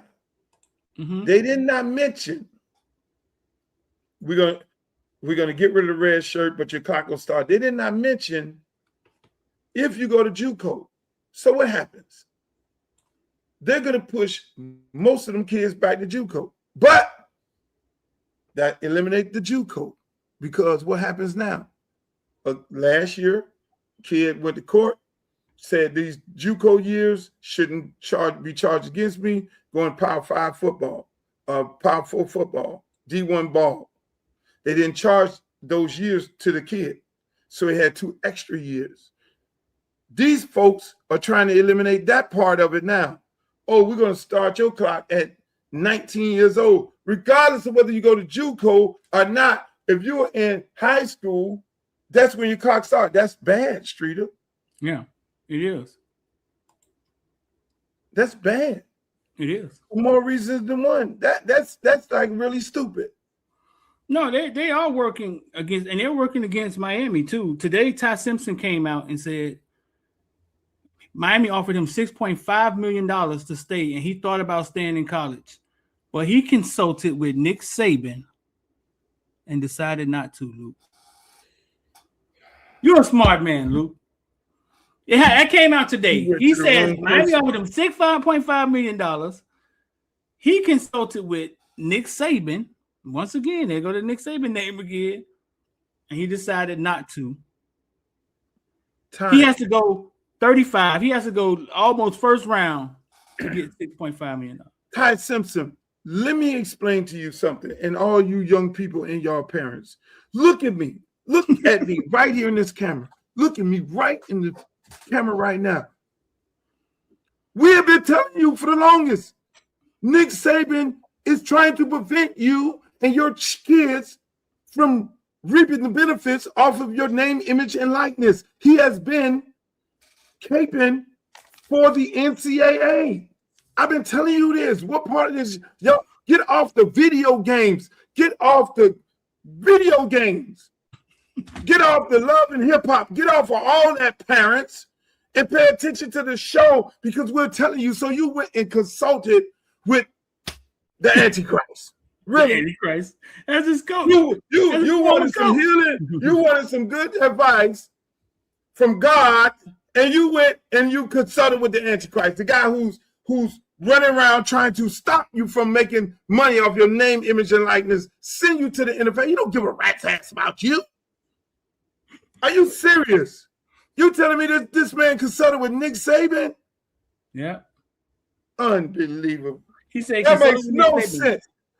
That means you and your parents are not following what the hell is going on in America when it comes to college football. If you'd have came to anybody else, me or anybody else, I'd have told you, take your ass to college. Stay in college, bro. NFL, this shit ain't promised to you. First round draft pick ain't promised to you. Them people get it wrong all the time. Nick Saban is trying to make a point that people like you, son, don't deserve to get paid that type of money. You need to go to the league. It's, my God, I hate to see that happen. Now you done ran up in the, I hate to see that. No, I think it's all, I think it all to me sounds flaky. I consulted with Nick Saban. Whoa, wait a minute. Like, whoever tells people who they consulted with.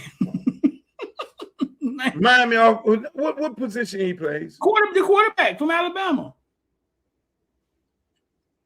So we wanted him. Oh, no, we never wanted him. We won it before. Yeah, this is the second time telling this story. Did we want him? Before, when we were in the playoffs, I heard he was on the board. Like, he had been declared for the draft. This is his second time saying this. He said it before. He just trying to build his stuff up. We didn't. But why is he mentioning Nick Saban? Because and why are they mentioning Miami? I just think it's all a conspiracy. I think it's all Miami. Everything about Miami. You mention Miami, it's almost like you get some credibility. If he said, Ohio State wanted to pay me $6.5 million, anybody give a shit about Ohio State? Nobody cares about Ohio State. When you say Miami wanted to give me $6 million, then everybody, that's believable. If you said LSU wanted to give you $6 million, you know Lane Kiffin is going to get on the thing and say, I want to give you nothing. Lane Kiffin was dragging Carson back the whole year. So it's only certain coaches and programs you can get away with saying that. And obviously Miami is one of them. I think it's all Gucci Man dry snitching, though. I do. I think it's all dry snitching. They keep bringing up. You don't hear anybody else offers. Why you got Gucci Man in this? Gucci Man made a diss track. He was dry snitching in the diss track. He was telling everything. I mean, God bless him, but yeah, I mean, it's the same thing. I think it's just tell it. I think Gucci Man? Yeah, Gucci Man. So what you trying to say? Gucci Man's a snitch? I think it's past that point. They tried to rob Gucci Man, and Gucci Man just told everything. Then he made a song about it. I think the word snitch need to just go away. I just think we law-abiding citizens at this point. The code of that, the snitching code is over. This new generation. It ain't no more such thing as this new generation. I think it's just I think we get glorified for being a rat. Yeah, I think we just all civilians. Now, I remember my homeboy told me a long time ago, man, these dudes snitching cool now. Yeah, if you ain't snitching, you ain't popping, I guess. That's why I'm glad I'm old. Y'all call me old, I'm so glad that I'm old, that I lived in a time where I got to see the greatest basketball player ever played, which is LeBron James, and I had to fight with my son because, Michael Jordan. I had to fight with my son when he talked about LeBron James and all that. I'm glad I saw Muhammad Ali. I saw real boxing. Y'all getting jacked up. They on ESPN getting jacked up for MMA. They're literally interviewing people who are getting ready to do fake wrestling.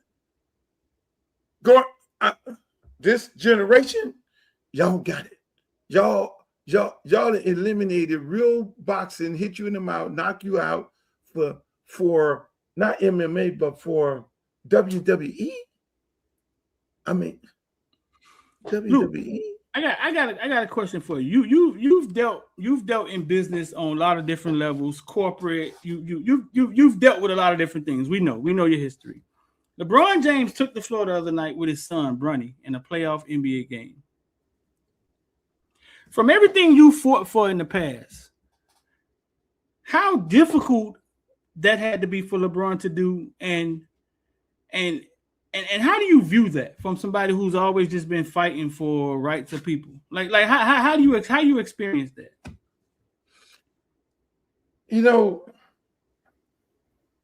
That's Bronny is a very good player. Mm-hmm.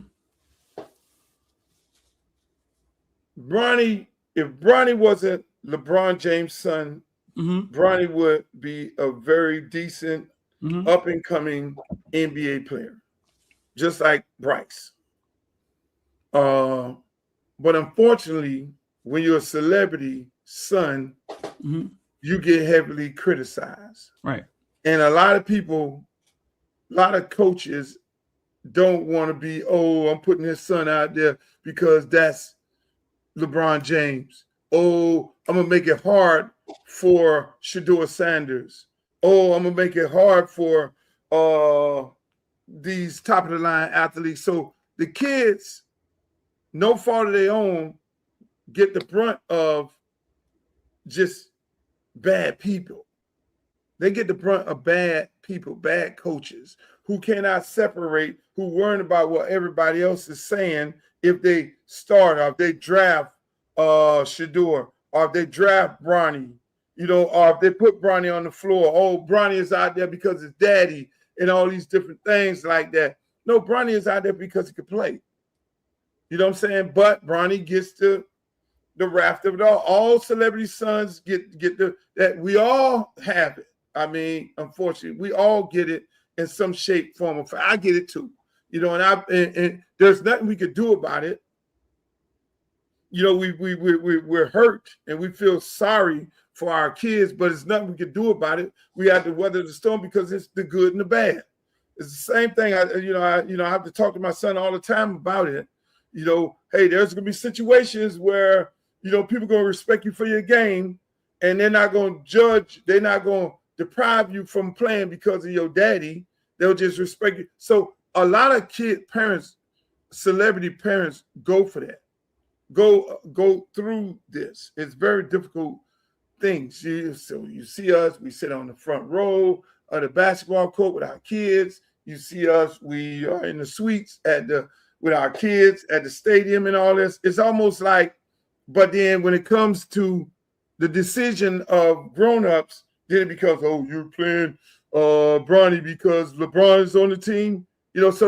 No, this man played because this man put the work in. And every time he goes out there, he shows up.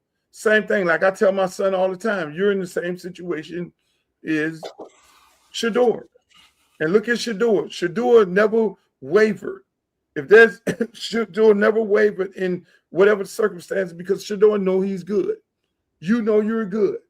There's nobody going to take that away from him. So you're in a position where you have to prove it every time you go. Yes, you're going to have to do that, and that's the way of life. Unfortunately, because you're my child, you're going to have to deal with that. So our kids have it a lot more difficult than the average kid. Like I say, it's a good and the bad. Like even me, as a grown-up, I can go, I'm going to get in the club. They're going to say, hey, Luke, come on in the club. And, hey, Uncle Luke in the building and all that. They'll bring bottles or whatever it is and everything. I don't drink no more, but you're going to get in the club. But as soon as something happens around your table, you're going to get blamed for it. So that's the curse of it all. Your friends could go knock somebody in the mouth. They came with you. They're going to say, Luke came in the club and he knocked somebody in the mouth. So those are the, it's a give and it's a take. You got to watch where you're at. You got to watch who you put your kids around. Like LeBron. LeBron coached his kids. Prime coached his kids. And I think Prime, people don't realize he coaches. He coached Little League. He coached flag. He coached his kids all the way up through the ranks of baseball and football. And they chose football, but he literally had to be there. He had to do that because I'm pretty sure what they're doing to his son right now in the NFL, they would have did to his son in either high school or park ball or whatever it may be. So it's almost like you don't want to even like, this is my child, because it becomes a bad thing when it's your child. You know what I'm saying? No, it's not about the talent. It's just because the coach don't want to feel like that the other people feel like, oh, I'm playing him because this, I'm playing because of that. And unfortunately, that is the situation. That's why I don't talk to no coaches. When it comes to my child, I mean, I've had a couple kids play sports. I don't know because I don't have nothing to say. Now, if it gets real bad, then I'll have a conversation with the coach, but then I don't have nothing to say. I just sit back and I train my child heavily, like no different than Prime, no different than Sheffield, no different than anybody else, get their kid the proper training, put in the work, make sure they love the game, but at the same time, you don't have no control. You don't have no control of these coaches. You don't have any control of them. So you telling me that Bronny just happened to end up on the Lakers? The Lakers drafted Bronny. Yeah. And I'm pretty sure the Lakers made that. If you looked at that draft, right? Mm-hmm. Everybody said, well, Bronny was averaging 2 points a game. If you look at that draft, I could guarantee you 50% of them dudes was averaging 2 and 4 points a game in college basketball. Did you answer my question? Did he end up happily? Did he just happen to get drafted by the Lakers by luck? Yeah, he got drafted by the Lakers. But was it by design or was it just by? You don't think there was a conversation had behind closed doors? I don't know. Could be. I look at it like this. Okay, I look at it like, because I understand exactly what you're saying. Right? How many other guys before Bronny is playing better than Bronny right now? Go to your chat. Bronny brawling, G League and NBA. He looks pretty good at it. That's what I'm saying.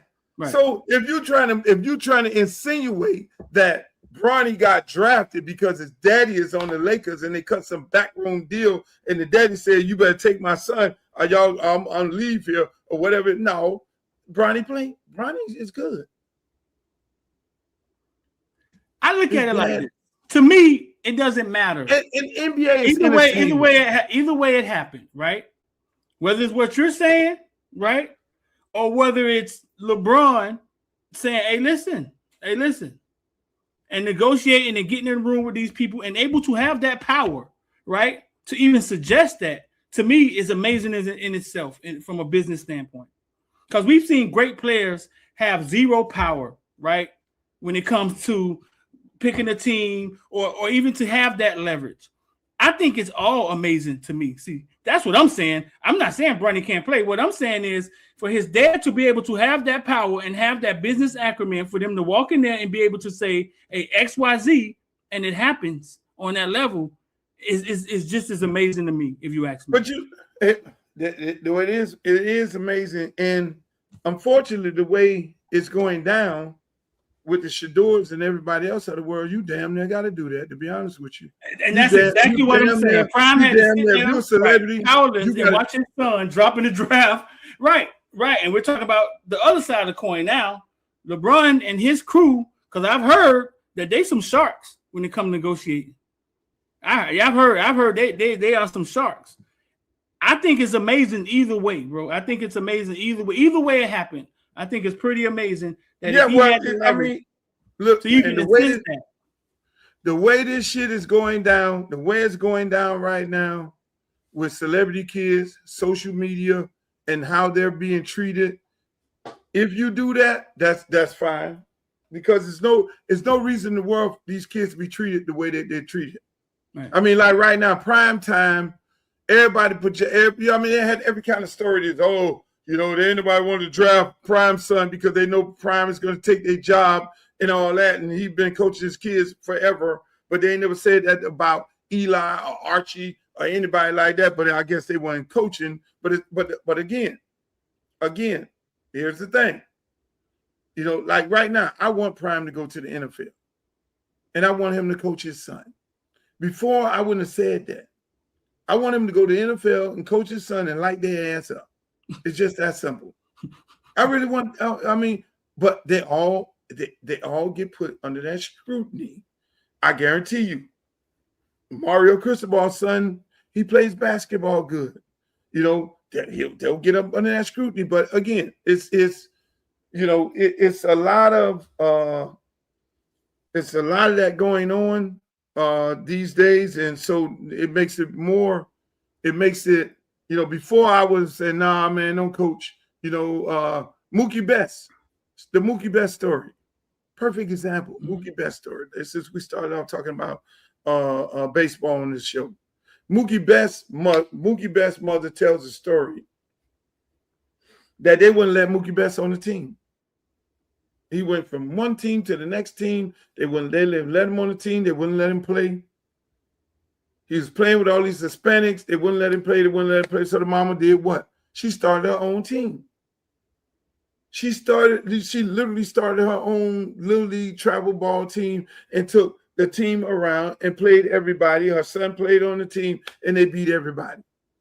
And Mookie Betts on the team, him and maybe another other kid on the team end up in the major leagues. You know, and he did not come from a situation where his dad was a celebrity. I mean, he come from a situation of being deprived the opportunity to play in baseball because baseball is now blackballing black kids. I said it, and that's what they're doing.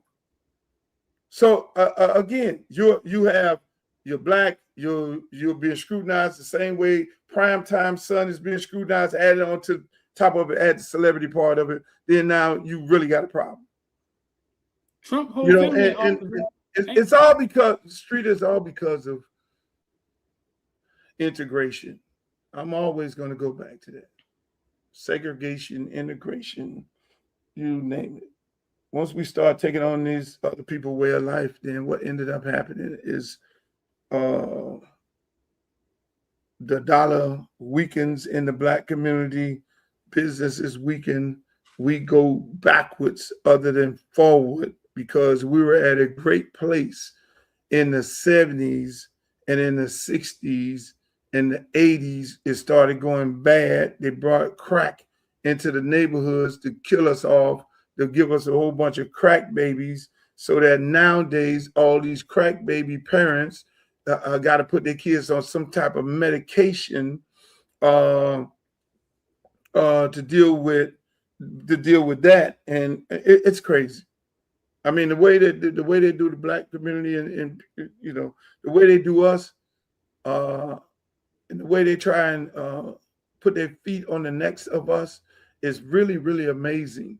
That some of us come out of this sane, like me and you and others. It's amazing that we could come out of it because there are so many obstacles in the way to prevent us from just living to 35 and 45 and 65.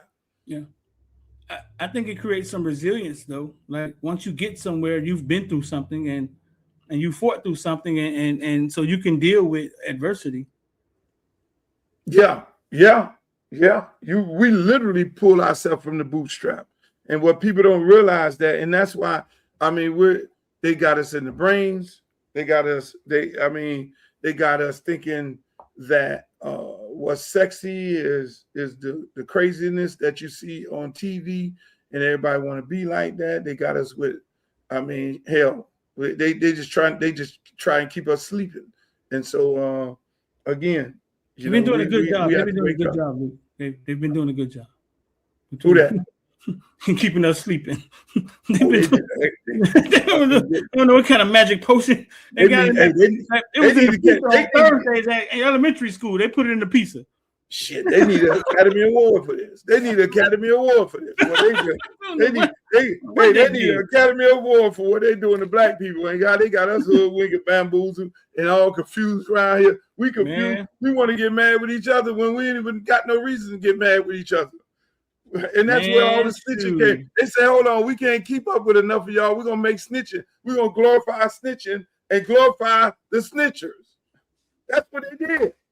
Everything is not, it's okay. Hey, we're going to put the dude who with all the tattoos on his face, we're going to put him on and say, oh, he's a great guy. We're glorifying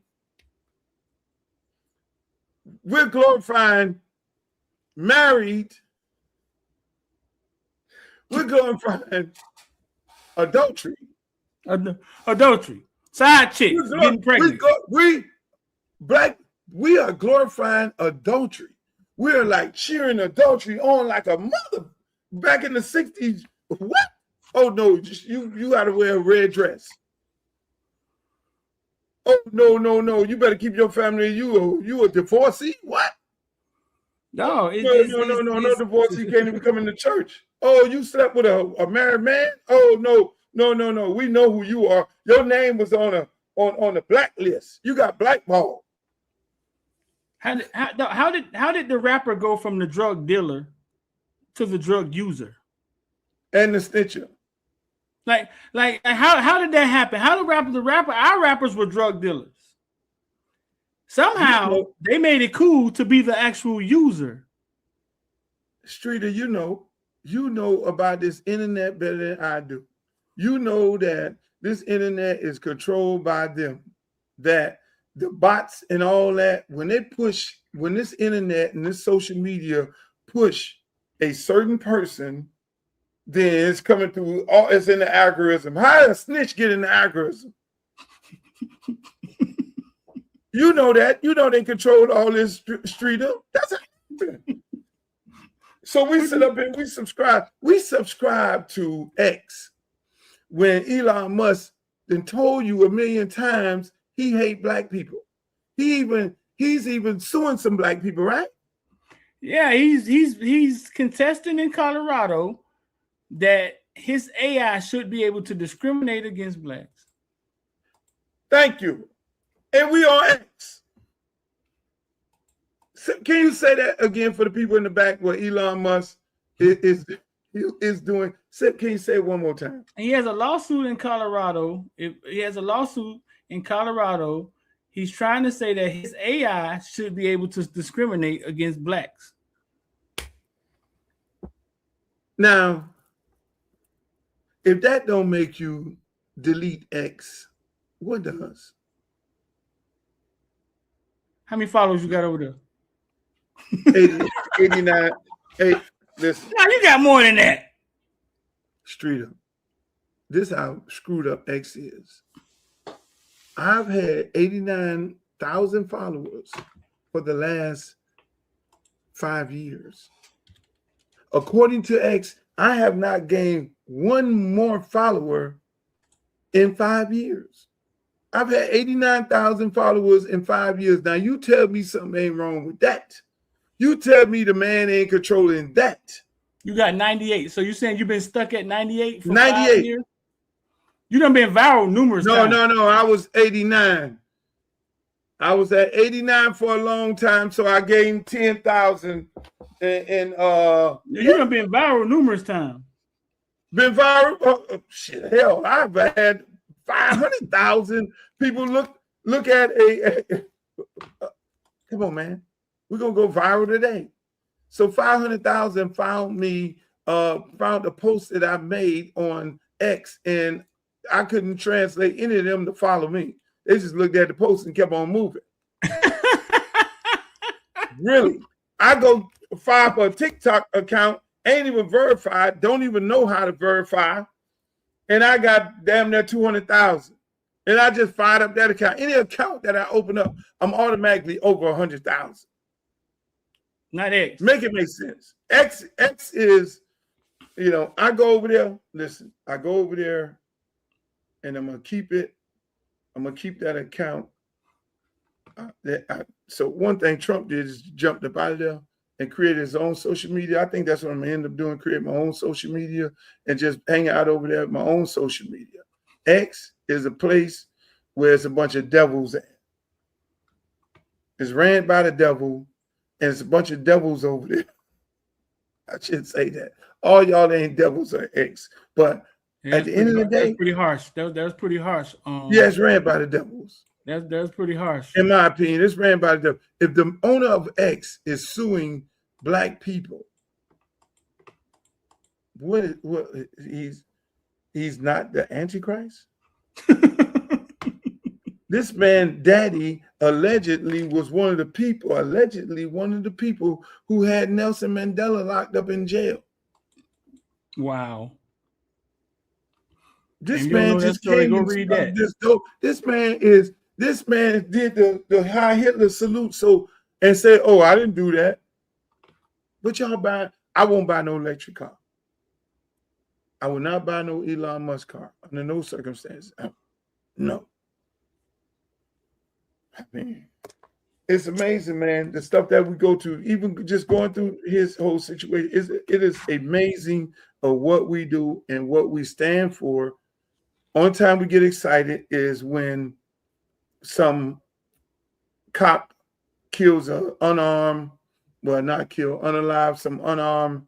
black person. Then we get all excited, and that gives us a reason to run out in the streets and protest and all those different things. And some of us take it upon ourselves and use that opportunity to do some looting. But anytime other than that, we're asleep at the wheel. You just told me about a parent sleep at the wheel asking Nick Saban, should he take $6 million or not? That's the most ludicrous thing I've heard today. I'm pretty sure I'm going to hear some more things. We talk about Black Wall Street and about us being together and how far we have moved from our traditional values to where we at right now. Come on, man. It's all in the cards. I mean, we shouldn't have to sit here and worry about somebody else doing something for us. I mean, how many black people sit in the media room with you at the University of Miami? On a consistent basis,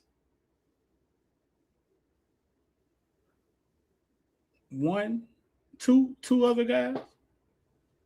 2 out of how many people?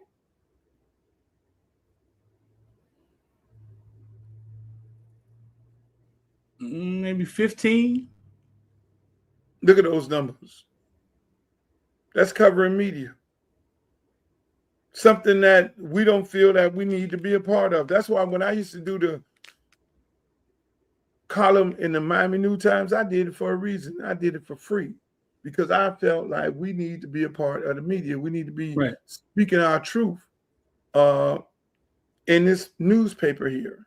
And so I had a very, very popular column. I decided to stop doing it because I got tired of doing it, but it was very powerful column, probably arguably one of the most powerful columns that they had in that newspaper, because I know that media is the main artery of this country. Law, media, and Hollywood. And so what you're doing is very, very important. That's why you get the heat that you get, because you don't supposed to be in media. You don't supposed to understand that aspect, because through media is what they use and they create propaganda. They want to tell the story that they want to tell by the person that they want to, by the person they use to tell it. Because if somebody don't look like us, say that Streeter did this and Streeter did that, everybody in our race is going to believe it.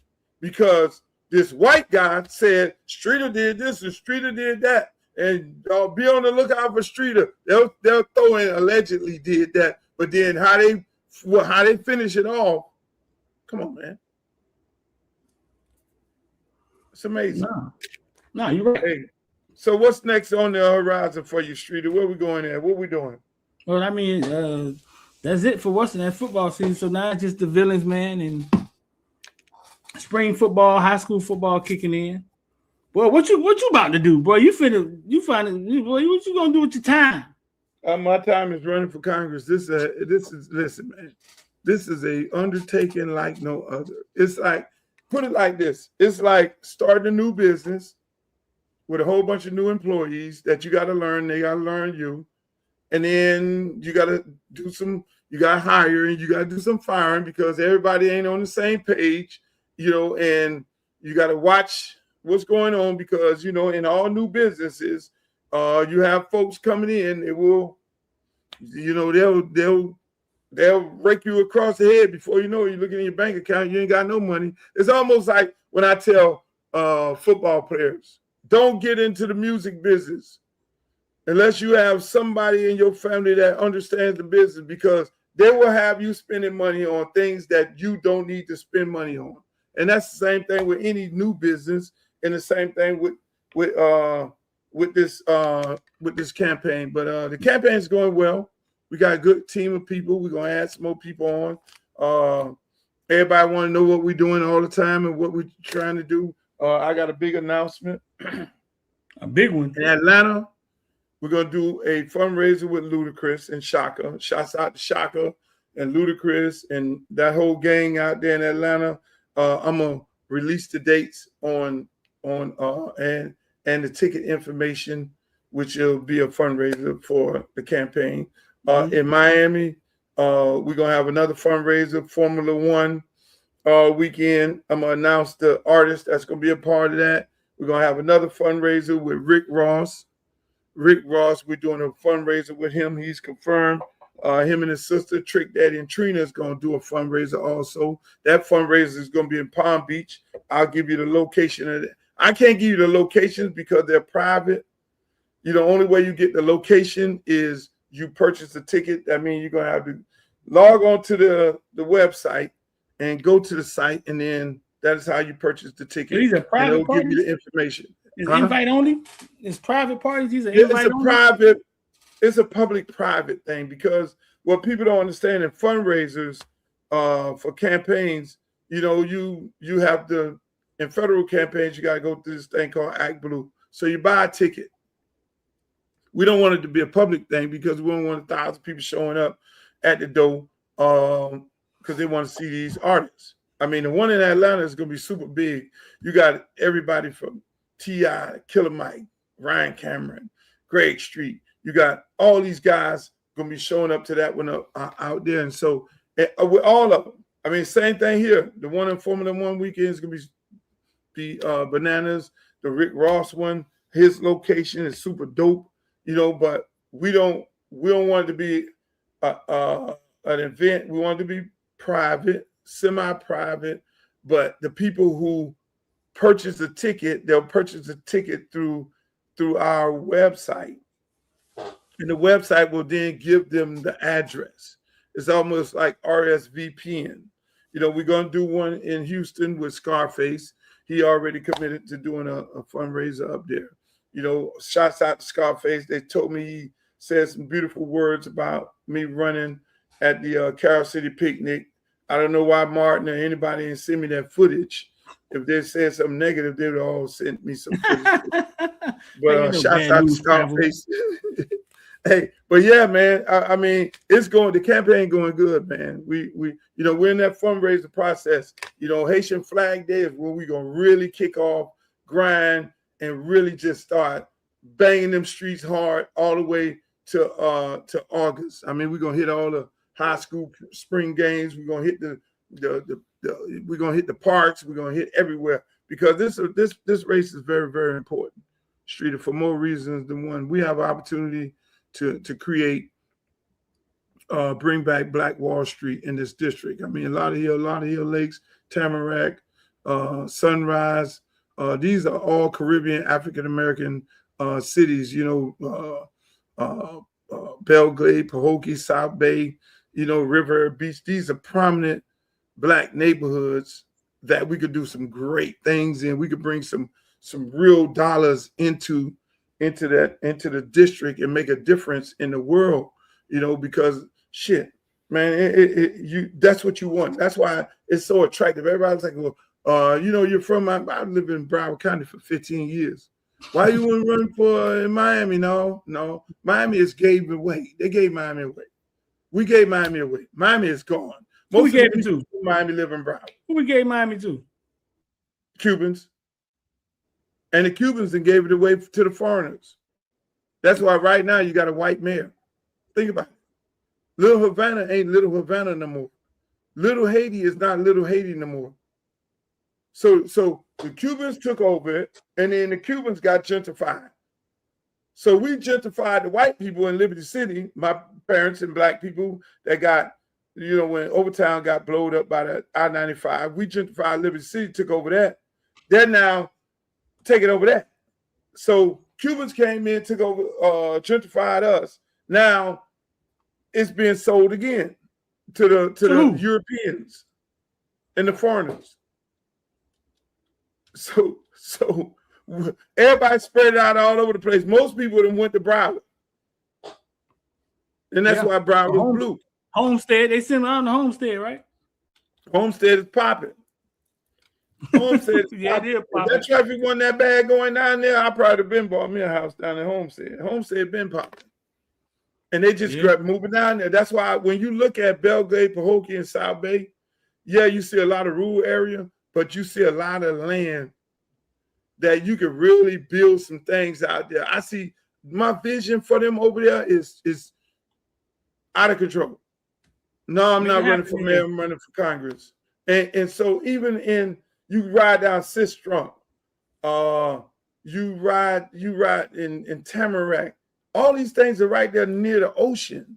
They're like, these Sistrunk goes right into from Sistrunk to condominiums $5-6 million, like 5 minutes away.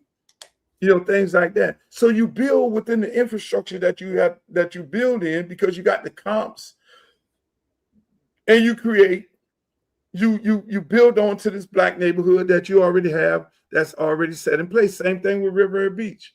I mean, Riviera Beach is on some prime property. They're trying to push them people out through the water plant, through bad water. You know, daggone well, as soon as they get enough black people out of Riviera Beach, all of a sudden the water plant gets fixed. You know, and that's me. No. My job is to keep them people there. Create infrastructure, bring jobs, the real serious jobs that people can afford to stay in these areas. People can't afford. When you can't afford to stay somewhere because the pay ain't matching, you know, what this guy knocking on your door, then you have a tendency of saying, okay, I got to leave because I can't afford to stay here. But if there's job creation, business creation where you can afford to stay, you'll stay. And so that's my job as a congressman.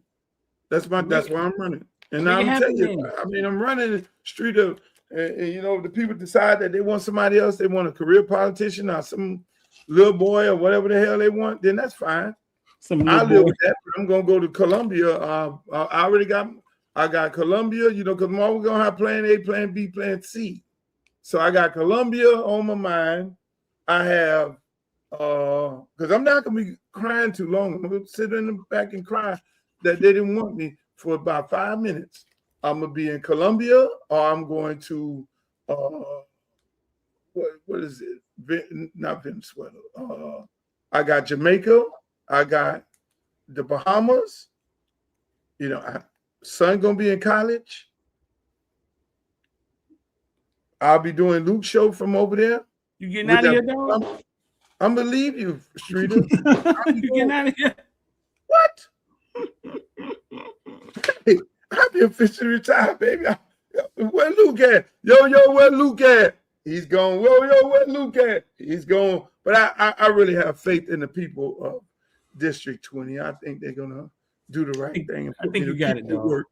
I think you got it. I think you got it. Yeah. We just got to put the work in. I got to go see some more people. Got to talk to some more people in the district, which is a beautiful thing. And if anybody want to know anything about my campaign, go www.lukeforcongress.com. This is a $5 campaign. Donate. Look at the platform. Go up in there. Be a volunteer. We would love to have you as a volunteer, whether you live in the district, in the state, in the city. Anywhere around the country, we'll put you to work wherever you're at, because there's always something to do. Streeter, you got how's K Streeter doing? K Street, it's growing, man. You gotta make some more videos, man. Some funny stuff going on in there, man. Y'all go follow us. Oh, all your comments come from Facebook, huh? You in Facebook? Go follow us on K Street. My they said my YouTube was down, so my whole YouTube down. What happened to it? One of the young ladies hit me and said it was blue. I don't know. I hit some button on there earlier. Maybe I screwed it up, but we'll get it back up. They say it's blue. Say it was blue. You only see blue. I said, well, what happened? Somebody hit you in the eye? There's K Street right there, bro. Where's K Street? There it is right there. Go follow us on Facebook, man. K Street creates. I'm in there doing some funny stuff, man. Like showing my comedic side. Getting beat in Pac-Man. Check me out. Because I cheated one time, that make me a cheater? Yeah. So if I cut her one time, that make me a barber?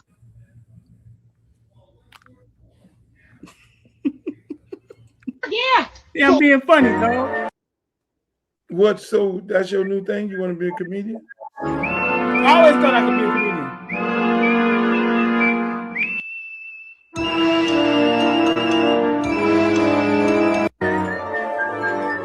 Yeah, dog. My creativity ain't just football, dog. Go follow us, man. K Street, man. Go follow us, bro. I ain't no one chick. I ain't no one chick pony. One trick pony. K Streets, man, crazy, man. Y'all come follow us on Facebook. Y'all already on there.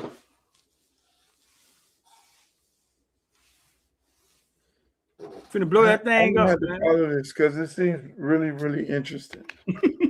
Finna blow that thing up. Ladies and gentlemen, that's my show today. Make sure y'all go follow K Street. I'm going over there to follow K Street. Sorry for you people that's on YouTube that y'all couldn't get me today.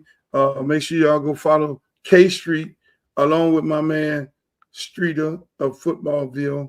Y'all follow him and keep up with all the current sports, youth sports, everything that's going on in the sports world. Follow him on YouTube, Instagram, Twitter, TikTok, X, all that. All that. All that and something. Hey, Streeter, I'll holler at you later. I appreciate you, my brother. One love, virgin. Hey, watch this. Hold up. Yeah. Hold up,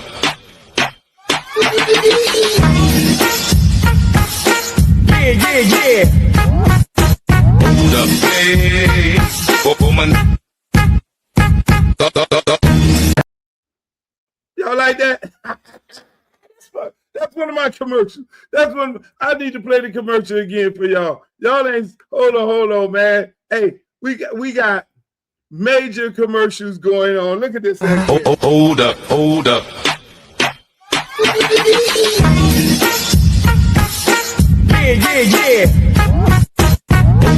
hey, woman.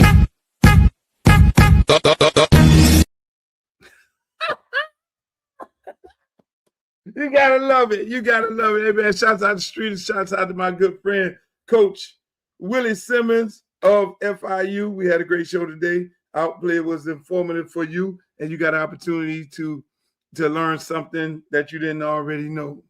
If you already knew it, that's good that you came in to hear us all discuss it. Shouts out to everybody that's in the chat. My girl Glow is always there. Make sure y'all go to Glow page. Also follow her because Glow makes these custom shirts and custom hats and custom everything, purses and all that. That's one of our beautiful designers. I'm gonna get me a Glow hat and put it on. Glow made my ex-mother-in-law a AKA hat. It was super dope.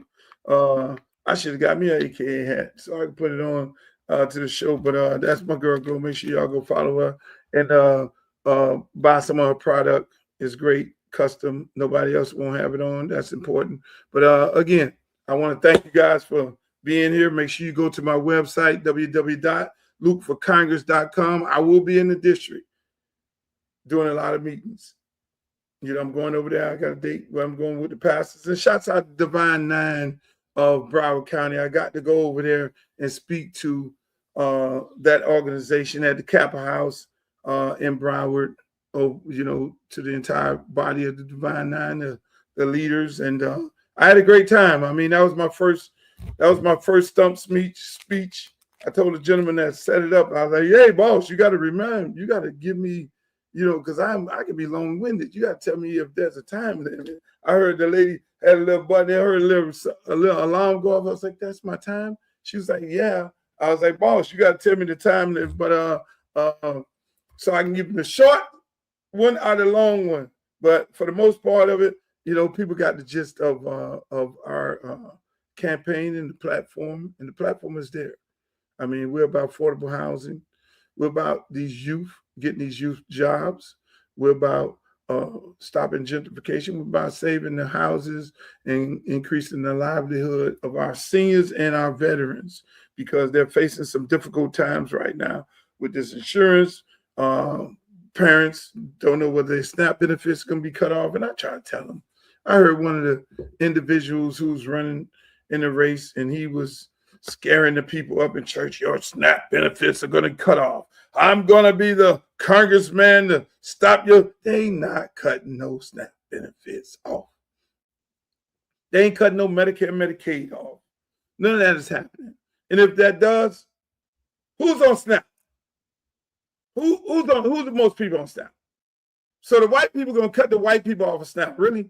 White people are the most people on food stamps. So people don't get caught up with that. No, it's about bringing the resources back to the community. Will I fight? If somebody say they're trying to get rid of SNAP, yes, I will. But I'm here to get my people off SNAP. Okay? My job is to get my people off SNAP. My job is to get our kids, instead of the adults a living wage, get the kids a living wage. But then the adults, get them real high-paying jobs. You got 2 ports. I can expand the port and get people in the community with very, very high-paying jobs, close to 6 figures. I can create other opportunities in the district. I'm not going to tell y'all, because when I get out there and really start debating these people, because these people sit up there and they ear hustle and they try and take your ideal and make it their ideal. But I'm saying the resources that I bring to anywhere, anything that I touch. People told me, oh, you crazy for starting hip hop in the South. You're crazy for doing that. Nobody's going to listen to rap music from Miami. Really? We're only listening to New York and LA. And what happened? Oh, you starting a youth program. Nobody's going to come. What happened? 35 years later, we're here. Oh, why would you go to the school here? What happened? We renovated that school. Oh, you can't do R&B. You just doing that booty music. What happened? I went and found H-Town. Oh, you can't do Hispanic music. What happened? I went and found Pitbull. I'm a businessman first. Everybody want to go Luke the rapper, 2 Live Crew. Luther Campbell of 2 Live Crew. No, I'm Luther Campbell of Luke Records, the owner and founder of the first hip-hop record label in the entire South. It's just that simple. No, it's not the rapper. It's the executive, the businessman who had the vision, because you got to have vision to be able to create these things. You're like, yo, what are you going to do about TPS? Well, TPS, yes, a bill got passed. Shouts out to the Congresswoman who went and got TPS passed through Congress. Beautiful thing. But it's still not out the woods yet. Still going to be some fighting, which I'm sad that the Congress men and women of our district was not the ones who spearheaded that bill. That goes to show you that half of them sitting on their ass. It had to be the Congresswoman from Massachusetts to spearhead that bill.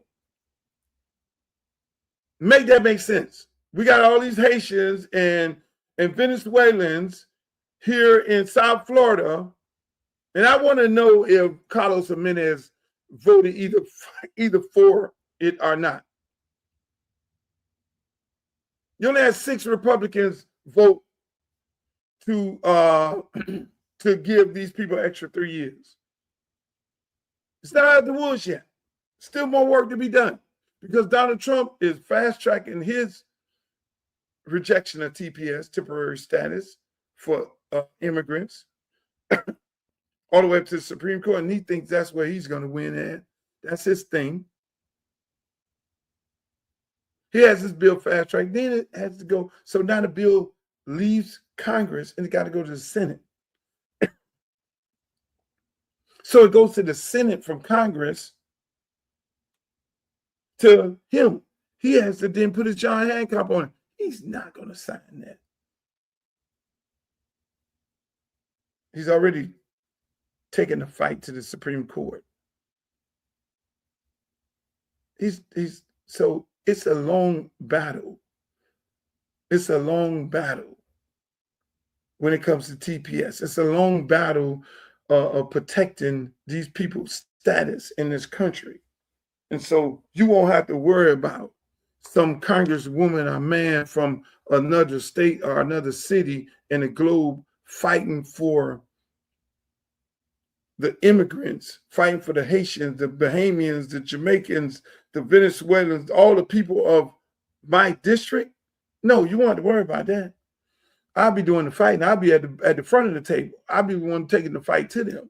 But the most important thing is, man, bringing those resources back. I mean, think about these kids. I created a program in Miami where I said, hey, man, I ain't worried about we just ain't gonna do summer jobs. How about year-round jobs? I created that, year-round jobs. But the kids have to be involved in some type of school activity, whether it's football, basketball, baseball, cheer, girls, whatever it may be, whether it's the Glee Club or whatever, you name it. Now the kids had jobs on a year-round basis, and they had to participate in those clubs. If they stopped in those clubs, they lost their job. Now we know where our kids at. This me. You got to have vision, not division. Nobody wants to do the work. I'm not an elected official. I'm just a community servant of looking at our kids are dying at an alarming rate. Why are they dying? Why are our kids going to jail? Because they're leaving, going home. Why the girls going through what they're going through? What do we need to do to stabilize our community? So those are the things that I'm going to bring to my congressional district, 20. Yeah. My kids in my district, they're going to have jobs. They're going to be working. They're going to have a pathway of, if I don't go to college, how am I going to be successful as a girl and a boy? They're not just be sitting there it's going to be by choice that they sit down on a video game and choose a different path, which we know we can't save everybody. But I'm involving the parents, I'm involving the grandparents, and they're going to all know that here's their opportunity to get themselves out of the situation that they're getting in, that they're in. We're going to bring back the trade schools. Yeah, we're bringing back trade schools.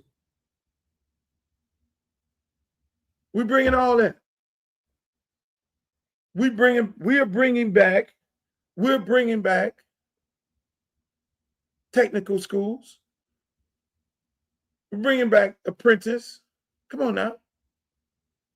And then we're investing in our community. Affordable housing. Everybody talk about affordable housing. We need affordable housing. Yes, my entire district needs affordable housing. But what do they normally do? They go get a developer who don't live in the community, who come from outside the community, develop in the community. None of those jobs go to the individuals who live in the community because most of the people in the community don't have a trade. They don't know how to go work them jobs.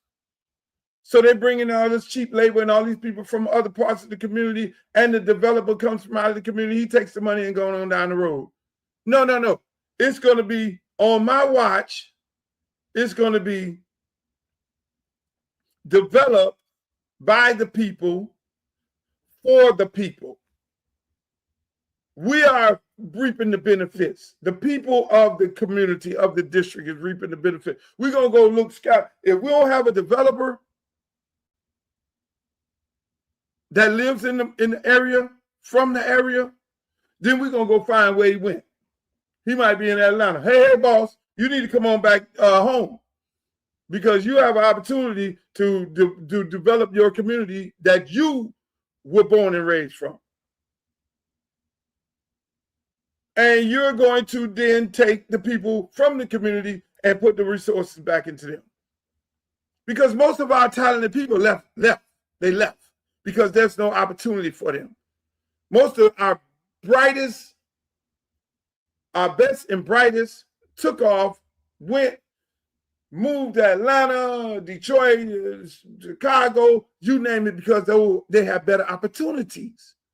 My job as a congressman to create the opportunity so they don't have to leave. Hell, you got 300 workers out of the school system. They get ready to close schools down in Broward County. That's because of lack of vision. How do you close a school down, reopen it as a charter school, and the damn thing is filled up the next day? That's bad management by the school system. What are you doing wrong? Maybe you need to change the menu. Maybe you need to change the way you're operating as a school. Maybe you need to offer some more programs. Maybe you need to do business a totally different way, because if you're losing students, therefore you're now firing staff, that means you need to really look at how you're operating. This ain't just happened in Broward County, it happened all over the country. Because we know the Republican thing is charter schools. Charter schools are not beneficial to Black students. I'm here to tell you. Let me tell you all that right now. That is another form of system that will set our students, our kids back. They ain't letting them in all the best and brightest charter schools. They don't let them in if they play sports. Hello, let's keep it a buck. So how about investing in our public schools, changing the way we do business in the public schools, bring in tech, bring in trades. Now you have, stop with this, these public schools. They cut the budget of the athletic department.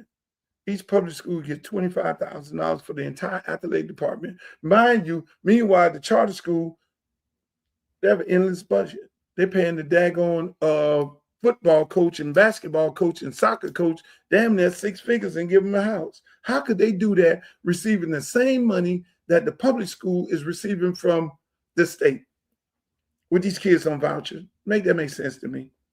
Come on. It don't make sense. It means that your public schools have been infiltrated by bad people, and bad people don't want to change how these schools are. You got some of these damn board members teaching and working and consulting charter schools. The fix is in. So my platform is about helping these young African-American kids, these students in my district, have a pathway to a successful life and not a pathway to McDonald's. McDonald's is where they'll work at right now. But at the end of the day, they'll be in school getting them a trade. They're going to be happy to go to their local high school and get a trade. Mental health is real, people. Mental health is real.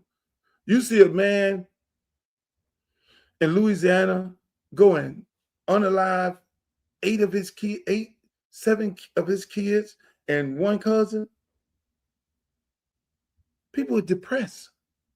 We have to spend tons of money into mental health to identify the issues that these young people and adults are having. You have a mayor, assistant mayor, husband just unalive her. Wake up one day and unalive her. These are serious. We have serious mental health issues in our community that we're not addressing. People are crying. We got seniors losing. They got to make a decision whether they're going to buy some food or pay for their prescription drug because the insurance is killing them and they're about to get put out of their house. That shouldn't be. You got people in Riviera Beach boiling water. You only hear about Michigan. No, the same thing is happening in Riviera Beach right now. That should not be. So when people ask me like, look, why are you running for Congress?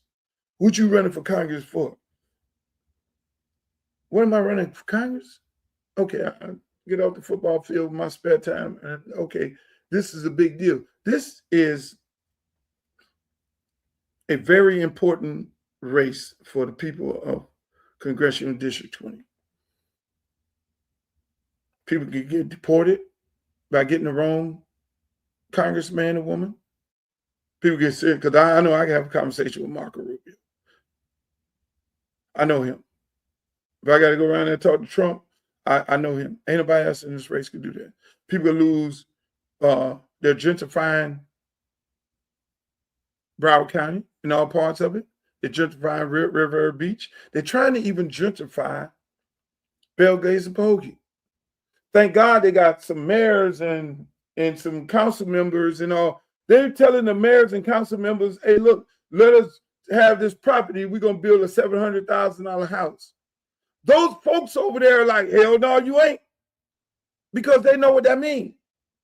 So I commend those folks. And I'm going over there. I'm having a town hall meeting over there. I commend those people for holding the line and not giving in to the developers.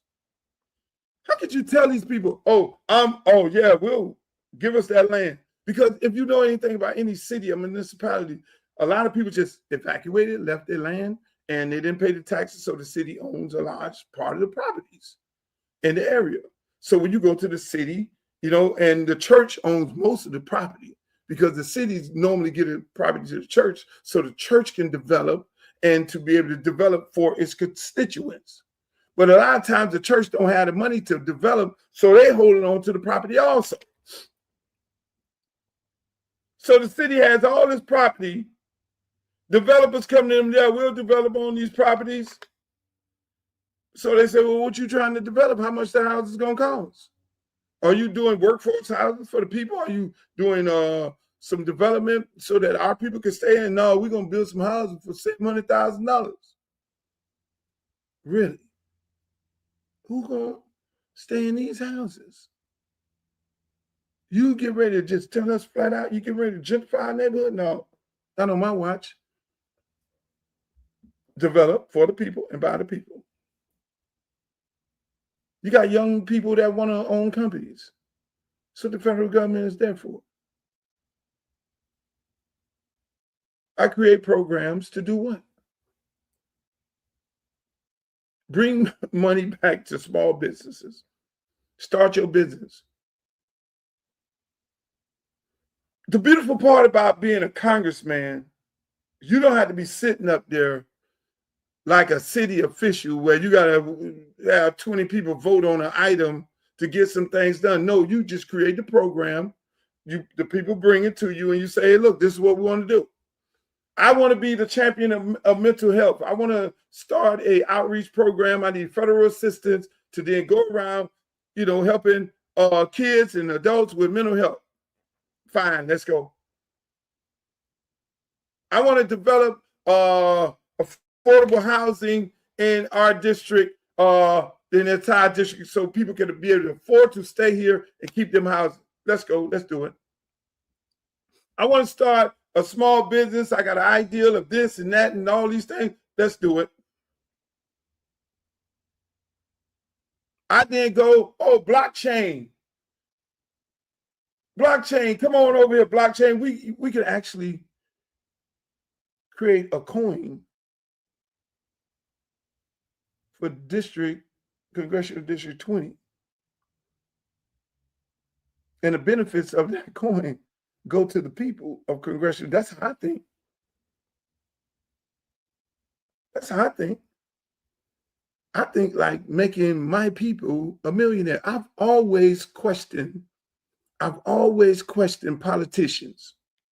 And I've always questioned how many millionaires you've created from your community, from your high school. How many of them? If you sitting in office for 4 years and you ain't got no millionaires that you created and all you did is bring down corporations from other places and bring them here to your district and you made them more money and they took the money and you just stand up there with the white dude with his Armani suit on and you feeling like you Big Willie because you stand up there with him. He just took all the damn money out of the community. And you gentrified your community from a business standpoint. Oh, no, that's not me. I'm not on that. I'm not on that.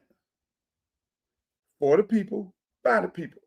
I'm on building in my district and the people from my district profit. Whether it's blockchain, Elon Musk right now putting up these daggone AI plants, sucking up all the water and all the energy and polluting the air.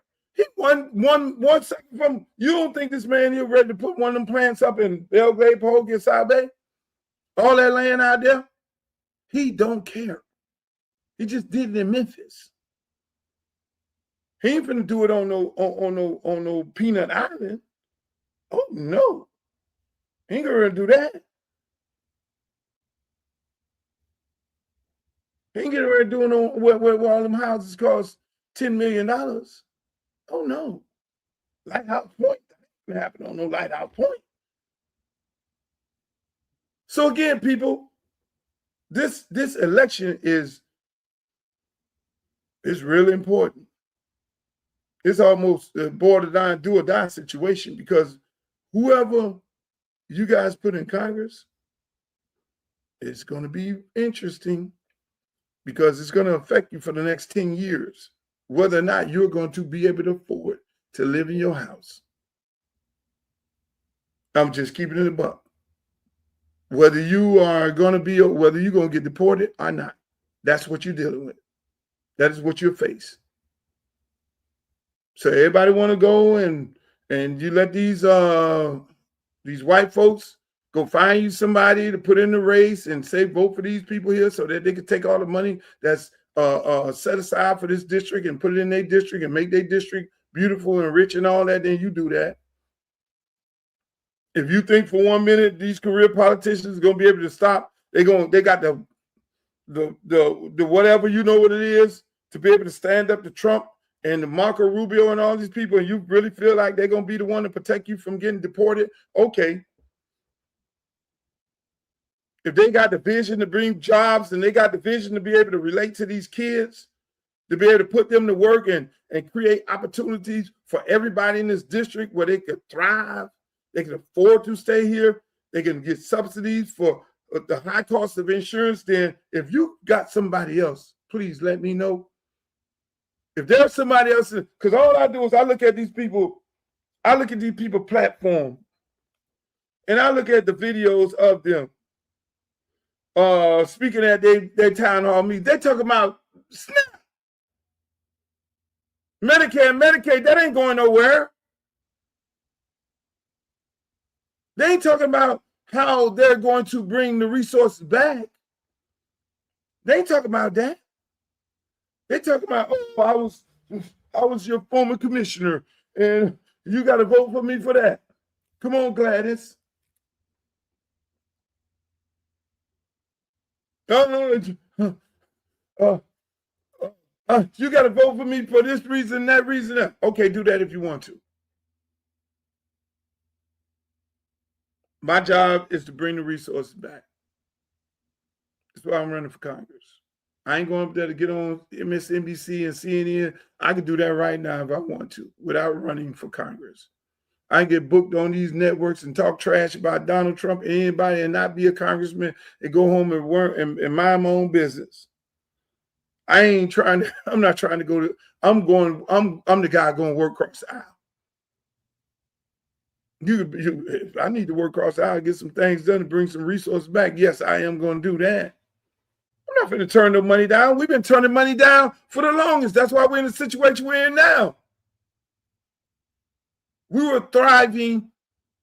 I'm old enough to know how we were back in the day. We were a thriving community before integration and gentrification happened. We were spending money in our clubs. We were going to our restaurants. We had a nightlife. We had clothing lines. We had furniture stores. We had all these things in our community until they came and bulldozed everything down and told us it was better to go party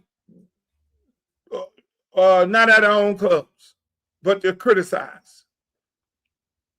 Till they told us, send your best and brightest to St. Thomas. Athletes. Really?